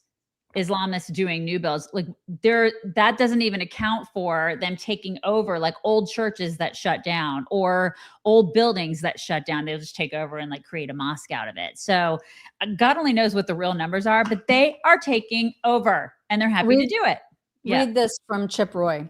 This Islamist murderer of Americans is in my home of Austin, Texas, came on a tourist visa, overstayed for years, applied for LPR status through his American citizen wife, granted under Bush, no doubt amid GOP celebration of the joys of melting pot legal immigration, and may have divorced her, became a U.S. citizen years later under Obama, then applied for citizenship for two more of his wives in succession. Then he was arrested in Texas in 2022. This is why we're losing our country. Our immigration system is a joke and should pause all immigration. Yeah. Mm-hmm. Yeah, I totally agree. We got an email from somebody who lives in Pflugerville and had some more information about where this guy lived, wanted to remain anonymous. And of course, we'll honor that. But read this email that we got today. I'm a Pflugerville resident and I'm furious to arrive back home today from meeting a new grandbaby and find the Austin mass shooter lived a few subdivisions away from me and my family. This is Texas, for God's sake. I want to give you the background that Pflugerville has been the location for protests every Sunday afternoon for about 3 months now. After doing some research on X, it looks like the organizers are Indivisible 1431. The idiot protesters are primarily white, blue-haired, older. They sometimes have weirdos dressing up in inflatable hippo costumes. My best friends are moving up north around the Fort Worth area as soon as they can sell their home, as they can't handle the noise anymore. I see on some social media posts that this shooter's employment is unknown. The house that they were investigating is in a relatively nice neighborhood, houses around $500,000 to $600,000. Where is he getting his money if they can't determine employment? I am so sick and tired of Austin liberal-run city officials and now by extension, liberal Pflugerville City Council and liberal Travis County judge putting our citizens in danger and stoking the fires of insanity. Please keep my information anonymous, as my liberal bosses would certainly fire me for this email. I just had to vent to someone and listen to you two every single morning. Okay, I get this because Austin is super liberal and it's starting to creep out. Mm-hmm. Like Pflugerville is sort of an extension of that, and then you got like Gerald and all those. Like it creeps. And I'm like 45 minutes away, and I live in a tiny little town, but it's starting to creep. Like you come to Waco. Waco's starting to become really, I mean, it's liberal. Freaking Baylor is liberal. It's liberal, you guys. It's a Christian, I mean, it's Christian area out here, but it's starting to creep. Now, we haven't seen the Islamist creep that like Dallas, Houston, and like the Austin area is seeing. It'll happen here. It'll happen. Yeah. And I will get the hell out. And it's not just Texas. I know. I mean, people might think, well, I don't live in Texas, I don't have to worry. Oh, yeah, you do. It's going to happen. It's creeping everywhere. And we're going to hear it straight from the mouth of a Texas imam who is celebrating. First, you're going to hear, because I've clipped this a little bit, just for the interest of time. But first, you're going to hear how delighted they are to have Mamdani being the New York City mayor. But they're also basically mocking Governor Abbott about his failed attempts at shutting them down. Right. And so take it straight from an American Texas imam that is promoting this explosive growth of Islam. The election of somebody like Mamdani, it is a game changer. God. We need somebody like Mamdani to be the mayor of New York. And of our greatest strengths, like I said, the political freedoms we have. The guy tried not once, not twice, 8 times to shut our project down. I don't want to go into all the details because of time. He failed miserably at every single level, and the project is still going full steam ahead. Do you understand what I'm saying here? The governor of one of the largest states of the world, Texas, everything's big in Texas, wanted to stop. And he tried, وَمَكَرُوا وَمَكَرَ اللَّهُ. Multiple ways he tried. Alhamdulillah, that bill did not pass because of multiple reasons. Of them, we employed our lobbyists, money in the lobby. The biggest weakness is our percentage in this country. We are very disadvantaged. By the way, this is only in this country because across the Western world, mashallah, tabarakallah, percentages are rising to the point of it's terrifying them. Sweden, 10% Muslim. Oslo, Norway, 10% Muslim. Oslo, of all places, Vienna, The Ottoman Turks tried 200 years, they couldn't do anything. Vienna is 10% Muslim. MashaAllah, tabarakallah. 10% Muslim.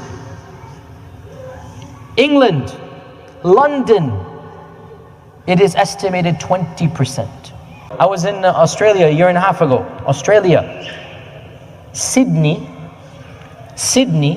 there are districts the size of maybe half of Austin that are 60% Muslim. It's everywhere. It's infuriating. Yeah, it absolutely is. And I'm so sick of people being polite about this crap. I'm just so over it. I know. Yeah. I mean, and question, did he speak out against the guy in Austin? Did any of these people? Did you hear anything about that? Did you hear any of these? Celebrating him. Right. Did you hear any of these like peaceful Muslims speaking out against that shit? Because I didn't. I don't know. Maybe you guys can send me the video of all of these people, because he's talking about how there's so many Muslims here in America now. Did you hear any of those people speaking out against that basic terrorist? Because he's an Islamic terrorist, basically. So where are the videos on that? Where are the videos of them calling that out? Curious. All right. We have other news.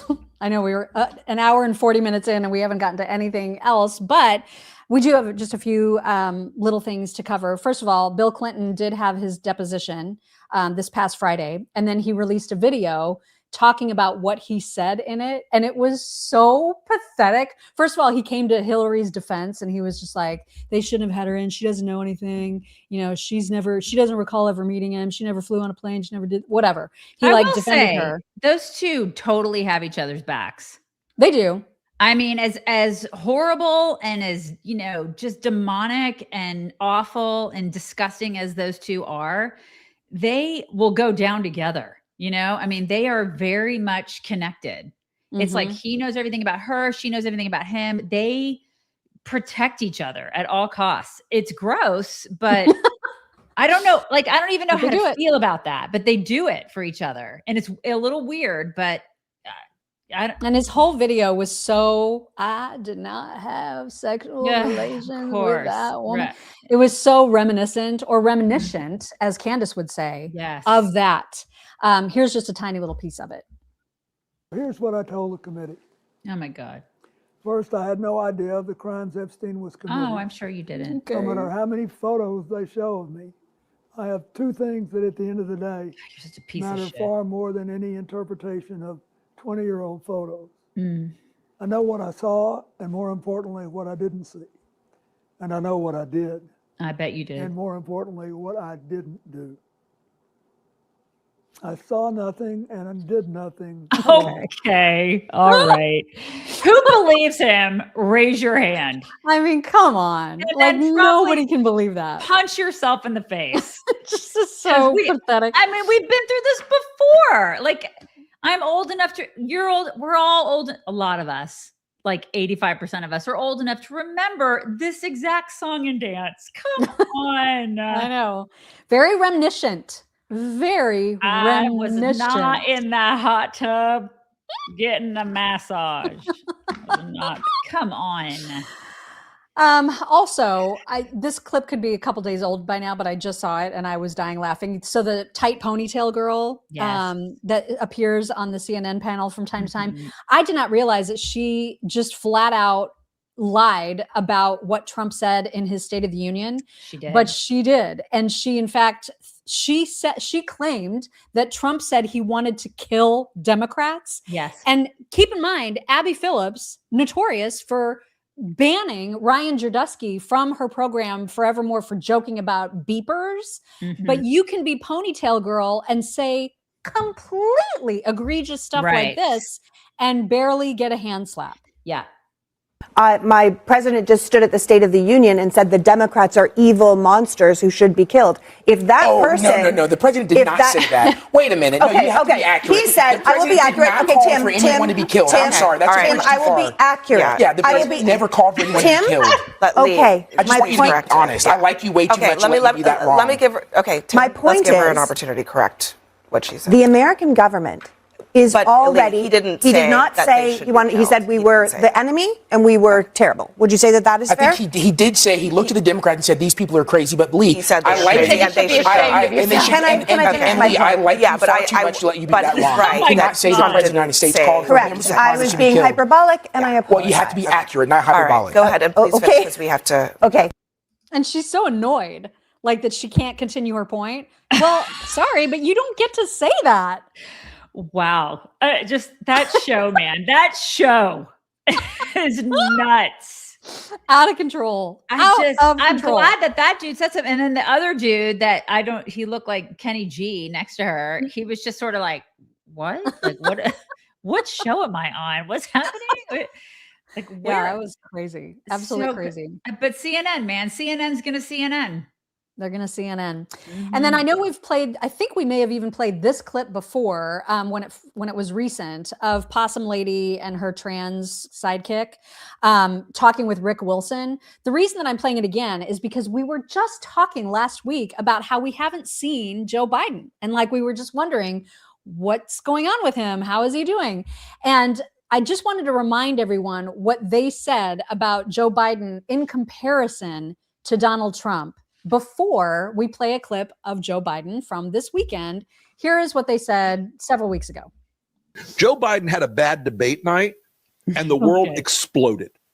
Okay. That was all that was going to be talked about. There were people who wrote books about it. Hello, Jake. All this other bullshit. And Donald Trump's physical and mental collapse is right in our faces every damn day. He cannot string 20 words together without some wild ass misstatement of fact. I would say that kindly. When he's not lying, his senility and his dementia is so obvious that he does not understand where he is or what he's doing. This is a president who is physically and mentally collapsing in front of America. How do they say that and take themselves seriously? I think they actually believe it. That podcast is so incredibly popular. I mean, so many people watch it. They're like, yeah, he's mentally deranged. He has dementia. What in the world? Yeah. And then Possum Chick calls, JD Vance a drag queen. I mean, they just, the stuff that they say on that podcast is just, it's unreal. But this is our world. This is why I get really worried about the midterms. Same. Yeah. All right. So Joe Biden was in my state over the weekend, apparently in Columbia, and there was some ceremony that was being held for him to celebrate that it was the 6th anniversary of when he was in South Carolina before for the primary or whatever. Anyway, it doesn't matter. But he was there claiming that he secured the border. Oh my God. He secured it in time for Trump to then have a secure border when he came in. I couldn't believe it. And he's also saying, I also left Trump with the greatest economy ever. And you're going to try to tell those clowns, you're going to try to tell me that Trump is senile? Right. Please. But everything you read, despite the fact that COVID drove migration to record levels all around the world, the day I left office, he's going to scream. Border crossing into the United States were lower than the day that I entered that office inherited from Trump. Stop it. I won't say it. That's just a fact. It's not a fact. The day I left office, I handed Trump the strongest economy in the world. In the world. That's not hyperbole. That's a fact. That's the facts, Jack. It's not hyperbole, you guys. Man, Scranton is so proud of this guy. Oh my God. I can't. You just can't make it up, man. You just can't. He can, apparently. He can. Wow. Oh my gosh. All right. We're going to spend very, very, very little time on Candace today. But I do want to spend a little time on her because we mentioned Charlie earlier. And I guess this was on Friday's show where at the end she was thanking people who were sending her money and comments and whatnot. Yeah, she needs that money. She really needs it. She definitely does. She mispronounced once again. Oh. How does she say it? Naivety. She says naivety. But she says it in context of Charlie being naive and that he should have listened to her because then he might be alive. This is actually what she thinks. Christ is king. There will never be another Charlie. And, you know, I still kind of go through the emotions, and sometimes I'm like angry at him, even though he's not here. Whereas I'm just like, man, when I see him again, I'm just going to be like, you should have listened to me. I told you all of these people, you know, I told you that just because it's in a ball gown at Mar-a-Lago doesn't mean it's not a gangster. And so his naivety about some of the stuff frustrates me. And I know it seems ridiculous. He's not here. How do you get frustrated about that? But it's just like, man, you always woulda, coulda, shoulda. And I'm like, where would we be today if he had listened? Yeah, we won't know. Anyway, guys, I hope you. Her absolute self-importance and narcissism is off the charts. I've never seen anything like it. I've seen some narcissists in my life. I mean, I have some in my family, but this bitch, she is off the charts. I've never seen anything. I honestly haven't. Well, there are people now that knew Charlie that are starting to speak out. And it was really, really interesting to see Lucas Miles. He said in the 15 months I worked for Charlie Kirk, Candace's name came up exactly once when I asked him about her. He simply rolled his eyes. It was all I needed to know about how he felt about her. And then Alex Clark, who also works at Turning Point, weighed in and said, yep, asking for her calls to be screened, saying that she gave him, I can't read this. Can you read She gave that him one? anxiety. We all know the truth. She gave him anxiety. I totally believe that 150%. She would give me anxiety. Yeah, and if he were alive today, he would be horrified by her. Absolutely horrified. Of course she gave him anxiety. She's crazy. And then because she's always relying on tips from her, you know, mommy sleuths, apparently she got one that was accusing this pastor of saying that Charlie told him that he was going to die just a few days, you know, within days of his actual death. And that she wouldn't name the pastor, but that pastor spoke up. Yeah. And so she initially posted that she was redacting the name for obvious reasons, but said Charlie Kirk also told a pastor at Trinity Church that he thought he was going to get killed. That brings the total up to 4 people that we've identified. This is your daily reminder that his wife initially denied that this was true. And the claim specifically is that conversation happened a few days before Charlie was killed, when in actuality, Charlie had expressed concern to that pastor that he was going to be killed by the left. And this was months before the assassination. It had nothing to do with any pre-planning or whatever. So that pastor spoke up and said, howdy, Candace, pastor at Trinity Church here. This conversation never happened, and it was never said to anyone at my service publicly or privately. I'll be preaching today on the 9th commandment, false witness. Your demons already know it, but you might find it interesting. Yeah, I love it. And then people started posting this video of him saying Charlie was worried that he was going to be killed, as if it was proof of what Candace was saying. But in fact, it was not, because it was months and months and months and months and months prior. So she's just a fucking liar. And people were also saying, this isn't very pastor-like for him to do this. He shouldn't say this. And I'm like, I think it absolutely is pastor-like. I think this guy is a strong man of God. And when he sees stuff like this happening, when he sees people like her, demons like her, he needs to call it out. To me, that's a good pastor. It's not somebody who's like, I'm just going to sit in the background and not say anything. And I don't know anything about him. So I don't know if he's a good man, or I don't know anything about him. And I don't claim to, but this was the right move. If he sees some chick lying about somebody that he knows, and then he sees it as a true lie, and he went, call it out. Bearing false witness. Absolutely. You call it out. So good for him. I'm glad that he did that. Now, I know you said that Candace is the most narcissistic person ever, but she has competition now with this Carrie Prejean chick, because this is real. Carrie posted this AI generated photo of her, Candace, and I had to look up the name that she tagged to know that that's supposed to be Anna Kasparian in the middle. It's strong. Oh my God. Yeah. And she said about herself, the 3 brave women who won't trade their soul for money or applause. Okay. You guys. No, but the best part is that she says, united for humanity, united for Gaza, united for America, united for truth. So she puts Gaza above America. Of course she does. Because Wow. this is the chick who wears a Free Palestine or a Palestine pin into her little meetings. Of course she puts Palestine first. Of course she puts Gaza first. And America is, secondary to that. I've never seen anything more narcissistic in my life. It's pretty narcissistic. Like, that's incredible. She's giving Candace a run for her money. Yeah. It's just amazing. Absolutely amazing. Okay. I think that is the last thing that I have in this segment. And so now it's time for some fun stuff. You guys. Love. The Birdmen are back to entertain. Here they are.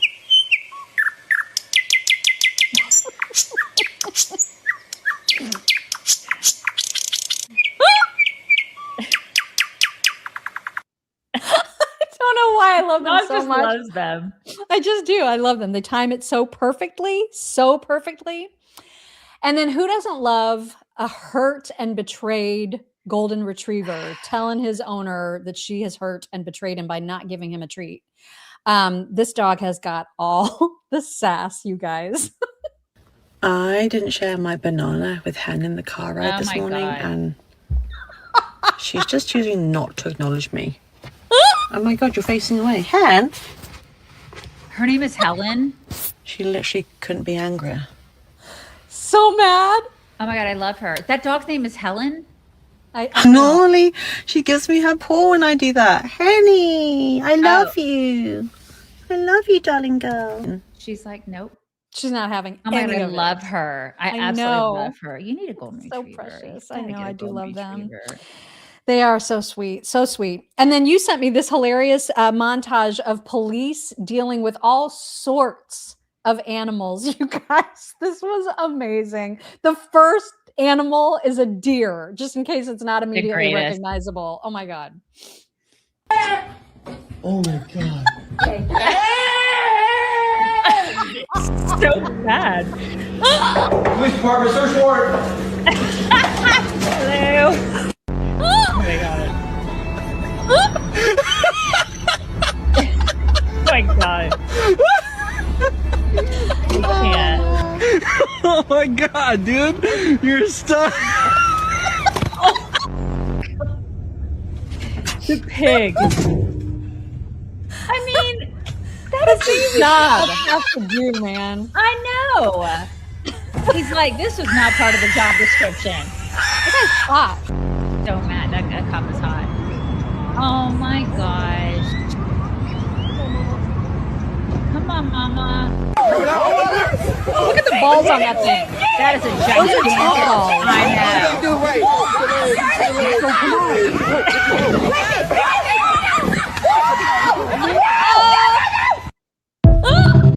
The balls were almost as big as Coda's. Almost. Oh my God, those are amazing. Amazing.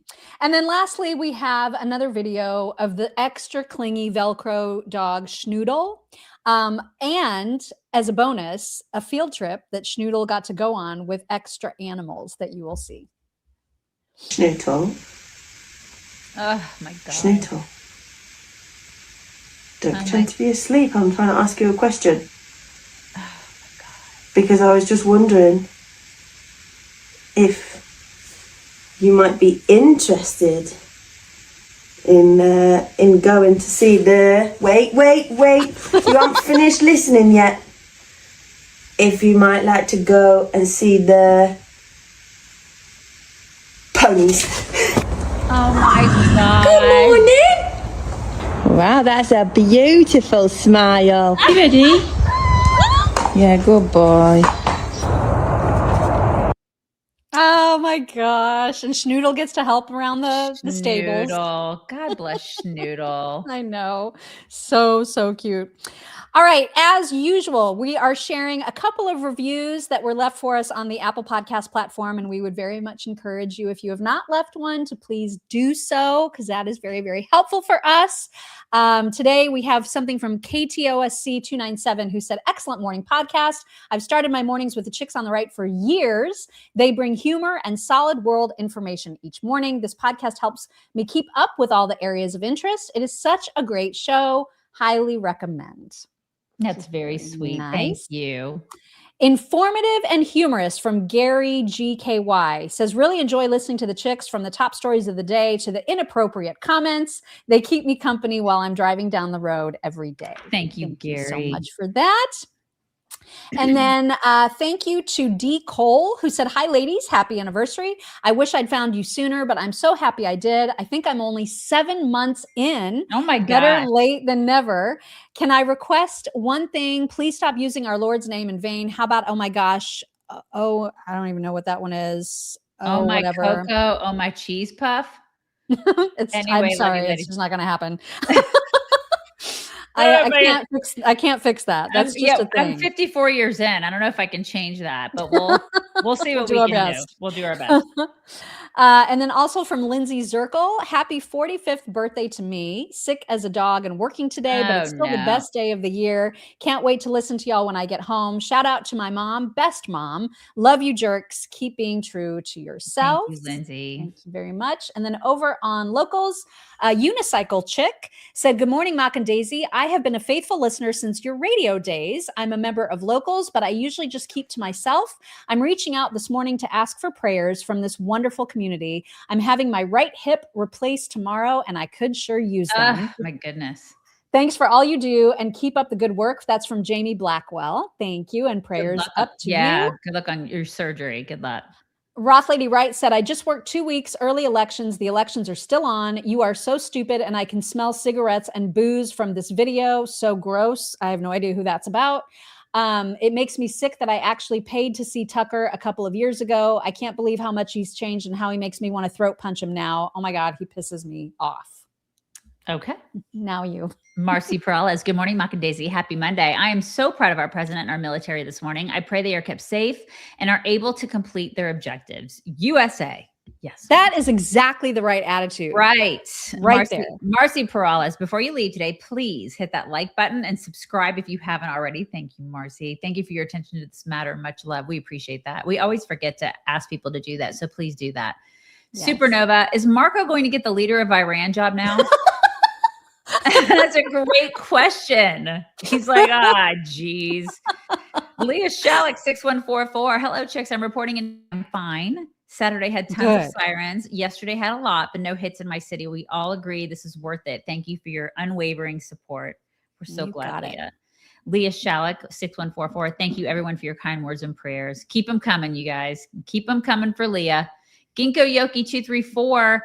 Don't poke at Iran. They're going to get angry. What about our anger? Again, the idiots consider the wrong side. Exactly. Everybody's so concerned about them. It's like, what is that? Madman 1965. Wait, what? You're 57, Mock? You look amazing. I hate your husband now. Laugh my ass off. Okay, to be fair, I'm not 57 yet, but I will be this summer. So, I'm 56, but I'm basically 57. Supernova, they are just mad and jealous that they didn't have the stones to do it or any of the things Trump has done. I voted for this. God bless Trump and the USA. That's right. Simone Heyman, ladies, the fact that all of this is happening at Purim, is that how you pronounce it? Purim is downright biblical. God's hand is everywhere. Israel is repaying a 2,500-year-old debt. Rachel DeWalt, 4664. We call our dog Herky Jerky. His name is Hercules. He is a Shorgie. A shepherd corgi mix. Looks like a shepherd with corgi legs and a long body. I saw something that said if you mix corgi with anything, it's like the corgi basically wins. Like it's always going to have corgi legs and it'll look like whatever that other breed is with corgi legs. Oh so my I love gosh. That. Maybe I need a Lorgie. Yeah, exactly. A Lorgie or would be great. A Laborgie. Robin Dye. CNN Harry Enton is Neil Sedaka's nephew. I didn't know that. Rest in peace, Neil. Oh my gosh. Neil Sedaka. Can you even? That's I had no idea. Crazy. I had no idea either. BTK 1213. Chicken hearts must realize Trump has 2 to 4 years to undo the world disasters and continuous war created by Democrats and the Brits. Trump wants peace and economics. Yes, BTK. Totally. Sid B, thank you for that. Obsessed with Taylor Soapworks, devoted customer for a year and gift their products constantly. Small shipping issue this weekend and the owner, Christy, treated me like family. I felt compelled to let you all know. COTR has the best sponsors. We do. Really do. We really do. And thank We you for really pointing do. that out. I'm so glad that they did that. And we do. We have the best people. And we're working on getting a couple more that we're just hoping they Yes. come on because you guys will be so excited. Oh my gosh, yes. Supernova.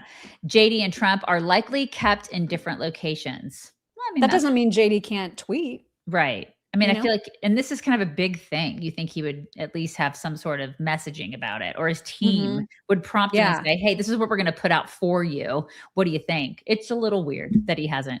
Brian Brumley, the comms and messaging discipline from the administration was excellent this weekend. We need this every day going forward in every situation. They were fantastic, weren't they? Michelle 55, it's not lost on me that this fight for freedom is happening on Purim and on Texas Independence Day. The war for freedom is a battle that's been waged throughout time. Freedom is never free, but it's worth the sacrifice. It's true.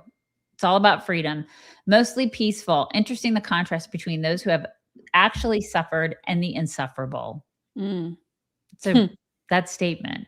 That's a that was great way to say it. Great statement. Supernova. Jane Fonda thinks she is a war expert. Total P word. Yes. Rachel Gerhardt 7118. I think it's P brain. And I said P word. I think it's P brain. I'm sorry, Supernova. Either way, maybe both.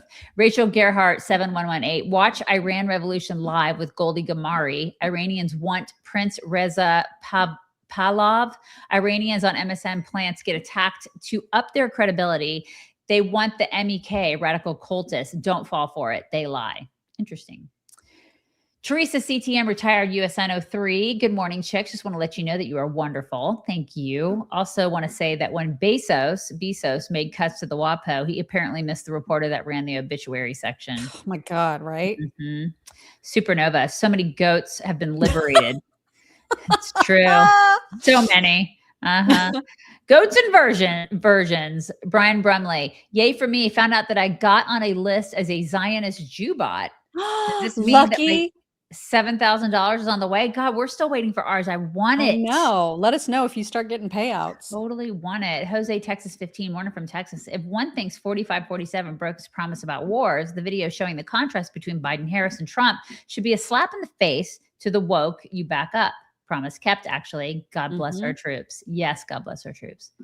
Ruth O. Bear Camp 5157. Boomer here. My husband and I both work to raise our family. No way could we make ends meet each with one job. No grand vacations or many luxuries that we all have now. Okay. R. Allen Bronk, thank you for that super sticker. Sunny Day 9162. JD should be thanking Trump for addressing the problem so he won't have to if he becomes president. JD is focusing on the political angle. Team Rubio. We're Team Rubio too. Sunny Day. Teresa Parvin 7327. We had an earthquake here in Nebraska yesterday. First the sinkhole and now an earthquake. Getting a little paranoid over here. Yeah. Don't like that. Don't like it. Sunny Day 9162. I've been watching you since last fall. The only silver lining from crazy alt-right is found you when Megan lost her way. Great takes and laughs and dogs. Thank you, Sunny. Always dogs. We're so glad you're here. Rallin Bronk. Are the good times really over? Merle Haggard. That's a great I song. hope not. I need the good times back. I feel I like need like the good times. I mean, there are still good times. We still have good times. I think the 80s, I think we kind of peaked like mid 90s, you guys, honestly. I think we peaked, but hopefully we're just in a valley and we're going to come back up. That's what I'm hoping for my kids and my grandkids. Karen Elliott 2903. Mike Waltz should have said, frankly, Scarlett, I don't give a damn. I mean, he essentially did. He kind of did. Just in not so many words. But it would have been nice if he actually said that. Yeah. Supernova. One of my moron family members is crying on TikTok about her feelings for the poor people of Iran. Someone adopt me, please. God. I feel like they're going to be okay. I mean, does she see them does he see them celebrating? Right. They are elated. Were they crying? Jubilant. Were they crying when 35,000 were slaughtered? I mean, just maybe ask them that.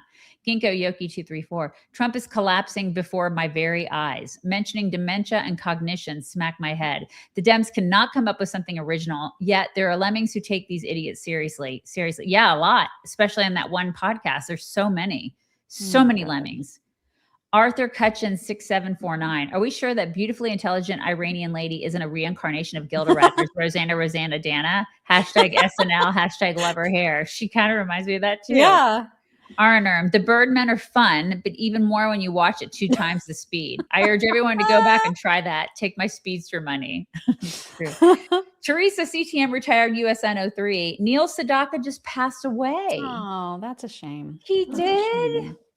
There's another one from Venmo that I almost forgot. Colleen W said, excited about your creatine, but warning for the premenopausal ladies, start it 1 to 2 weeks after your cycle starts. Starting it during your period can cause massive inflammation due to low testosterone. It's fine after you adjust. That's a good tip. Okay. It's a really good tip. Okay. Good tip. Thank you for you that. guys bringing it in. We're bringing it in. You guys I knew it was going to be a long show today. I know. Long show. God, it really is, isn't it? A little bit over Can I 2 just hours. point of personal privilege and just show you Yeah. guys how well I match my outfits every day? Ron looked at me this morning and he was like, what are you even wearing? And I was like, Guys. well, everything has checks. We So I have a are- checkered pattern on the top and on the bottom. They just don't go together at all. Listen, we are fashion moguls here. That's on right. the Chicks on the Right show. We're setting trends. We are. You guys have a wonderful Monday. We'll talk to you tomorrow. Hello, beautiful people. This is the Chicks on the Right's Indian correspondent. Thank you for watching or listening. Be very sure to like, subscribe, and ring the bell to stay up to date on all of their delicious content. Okay, thank you. Come again.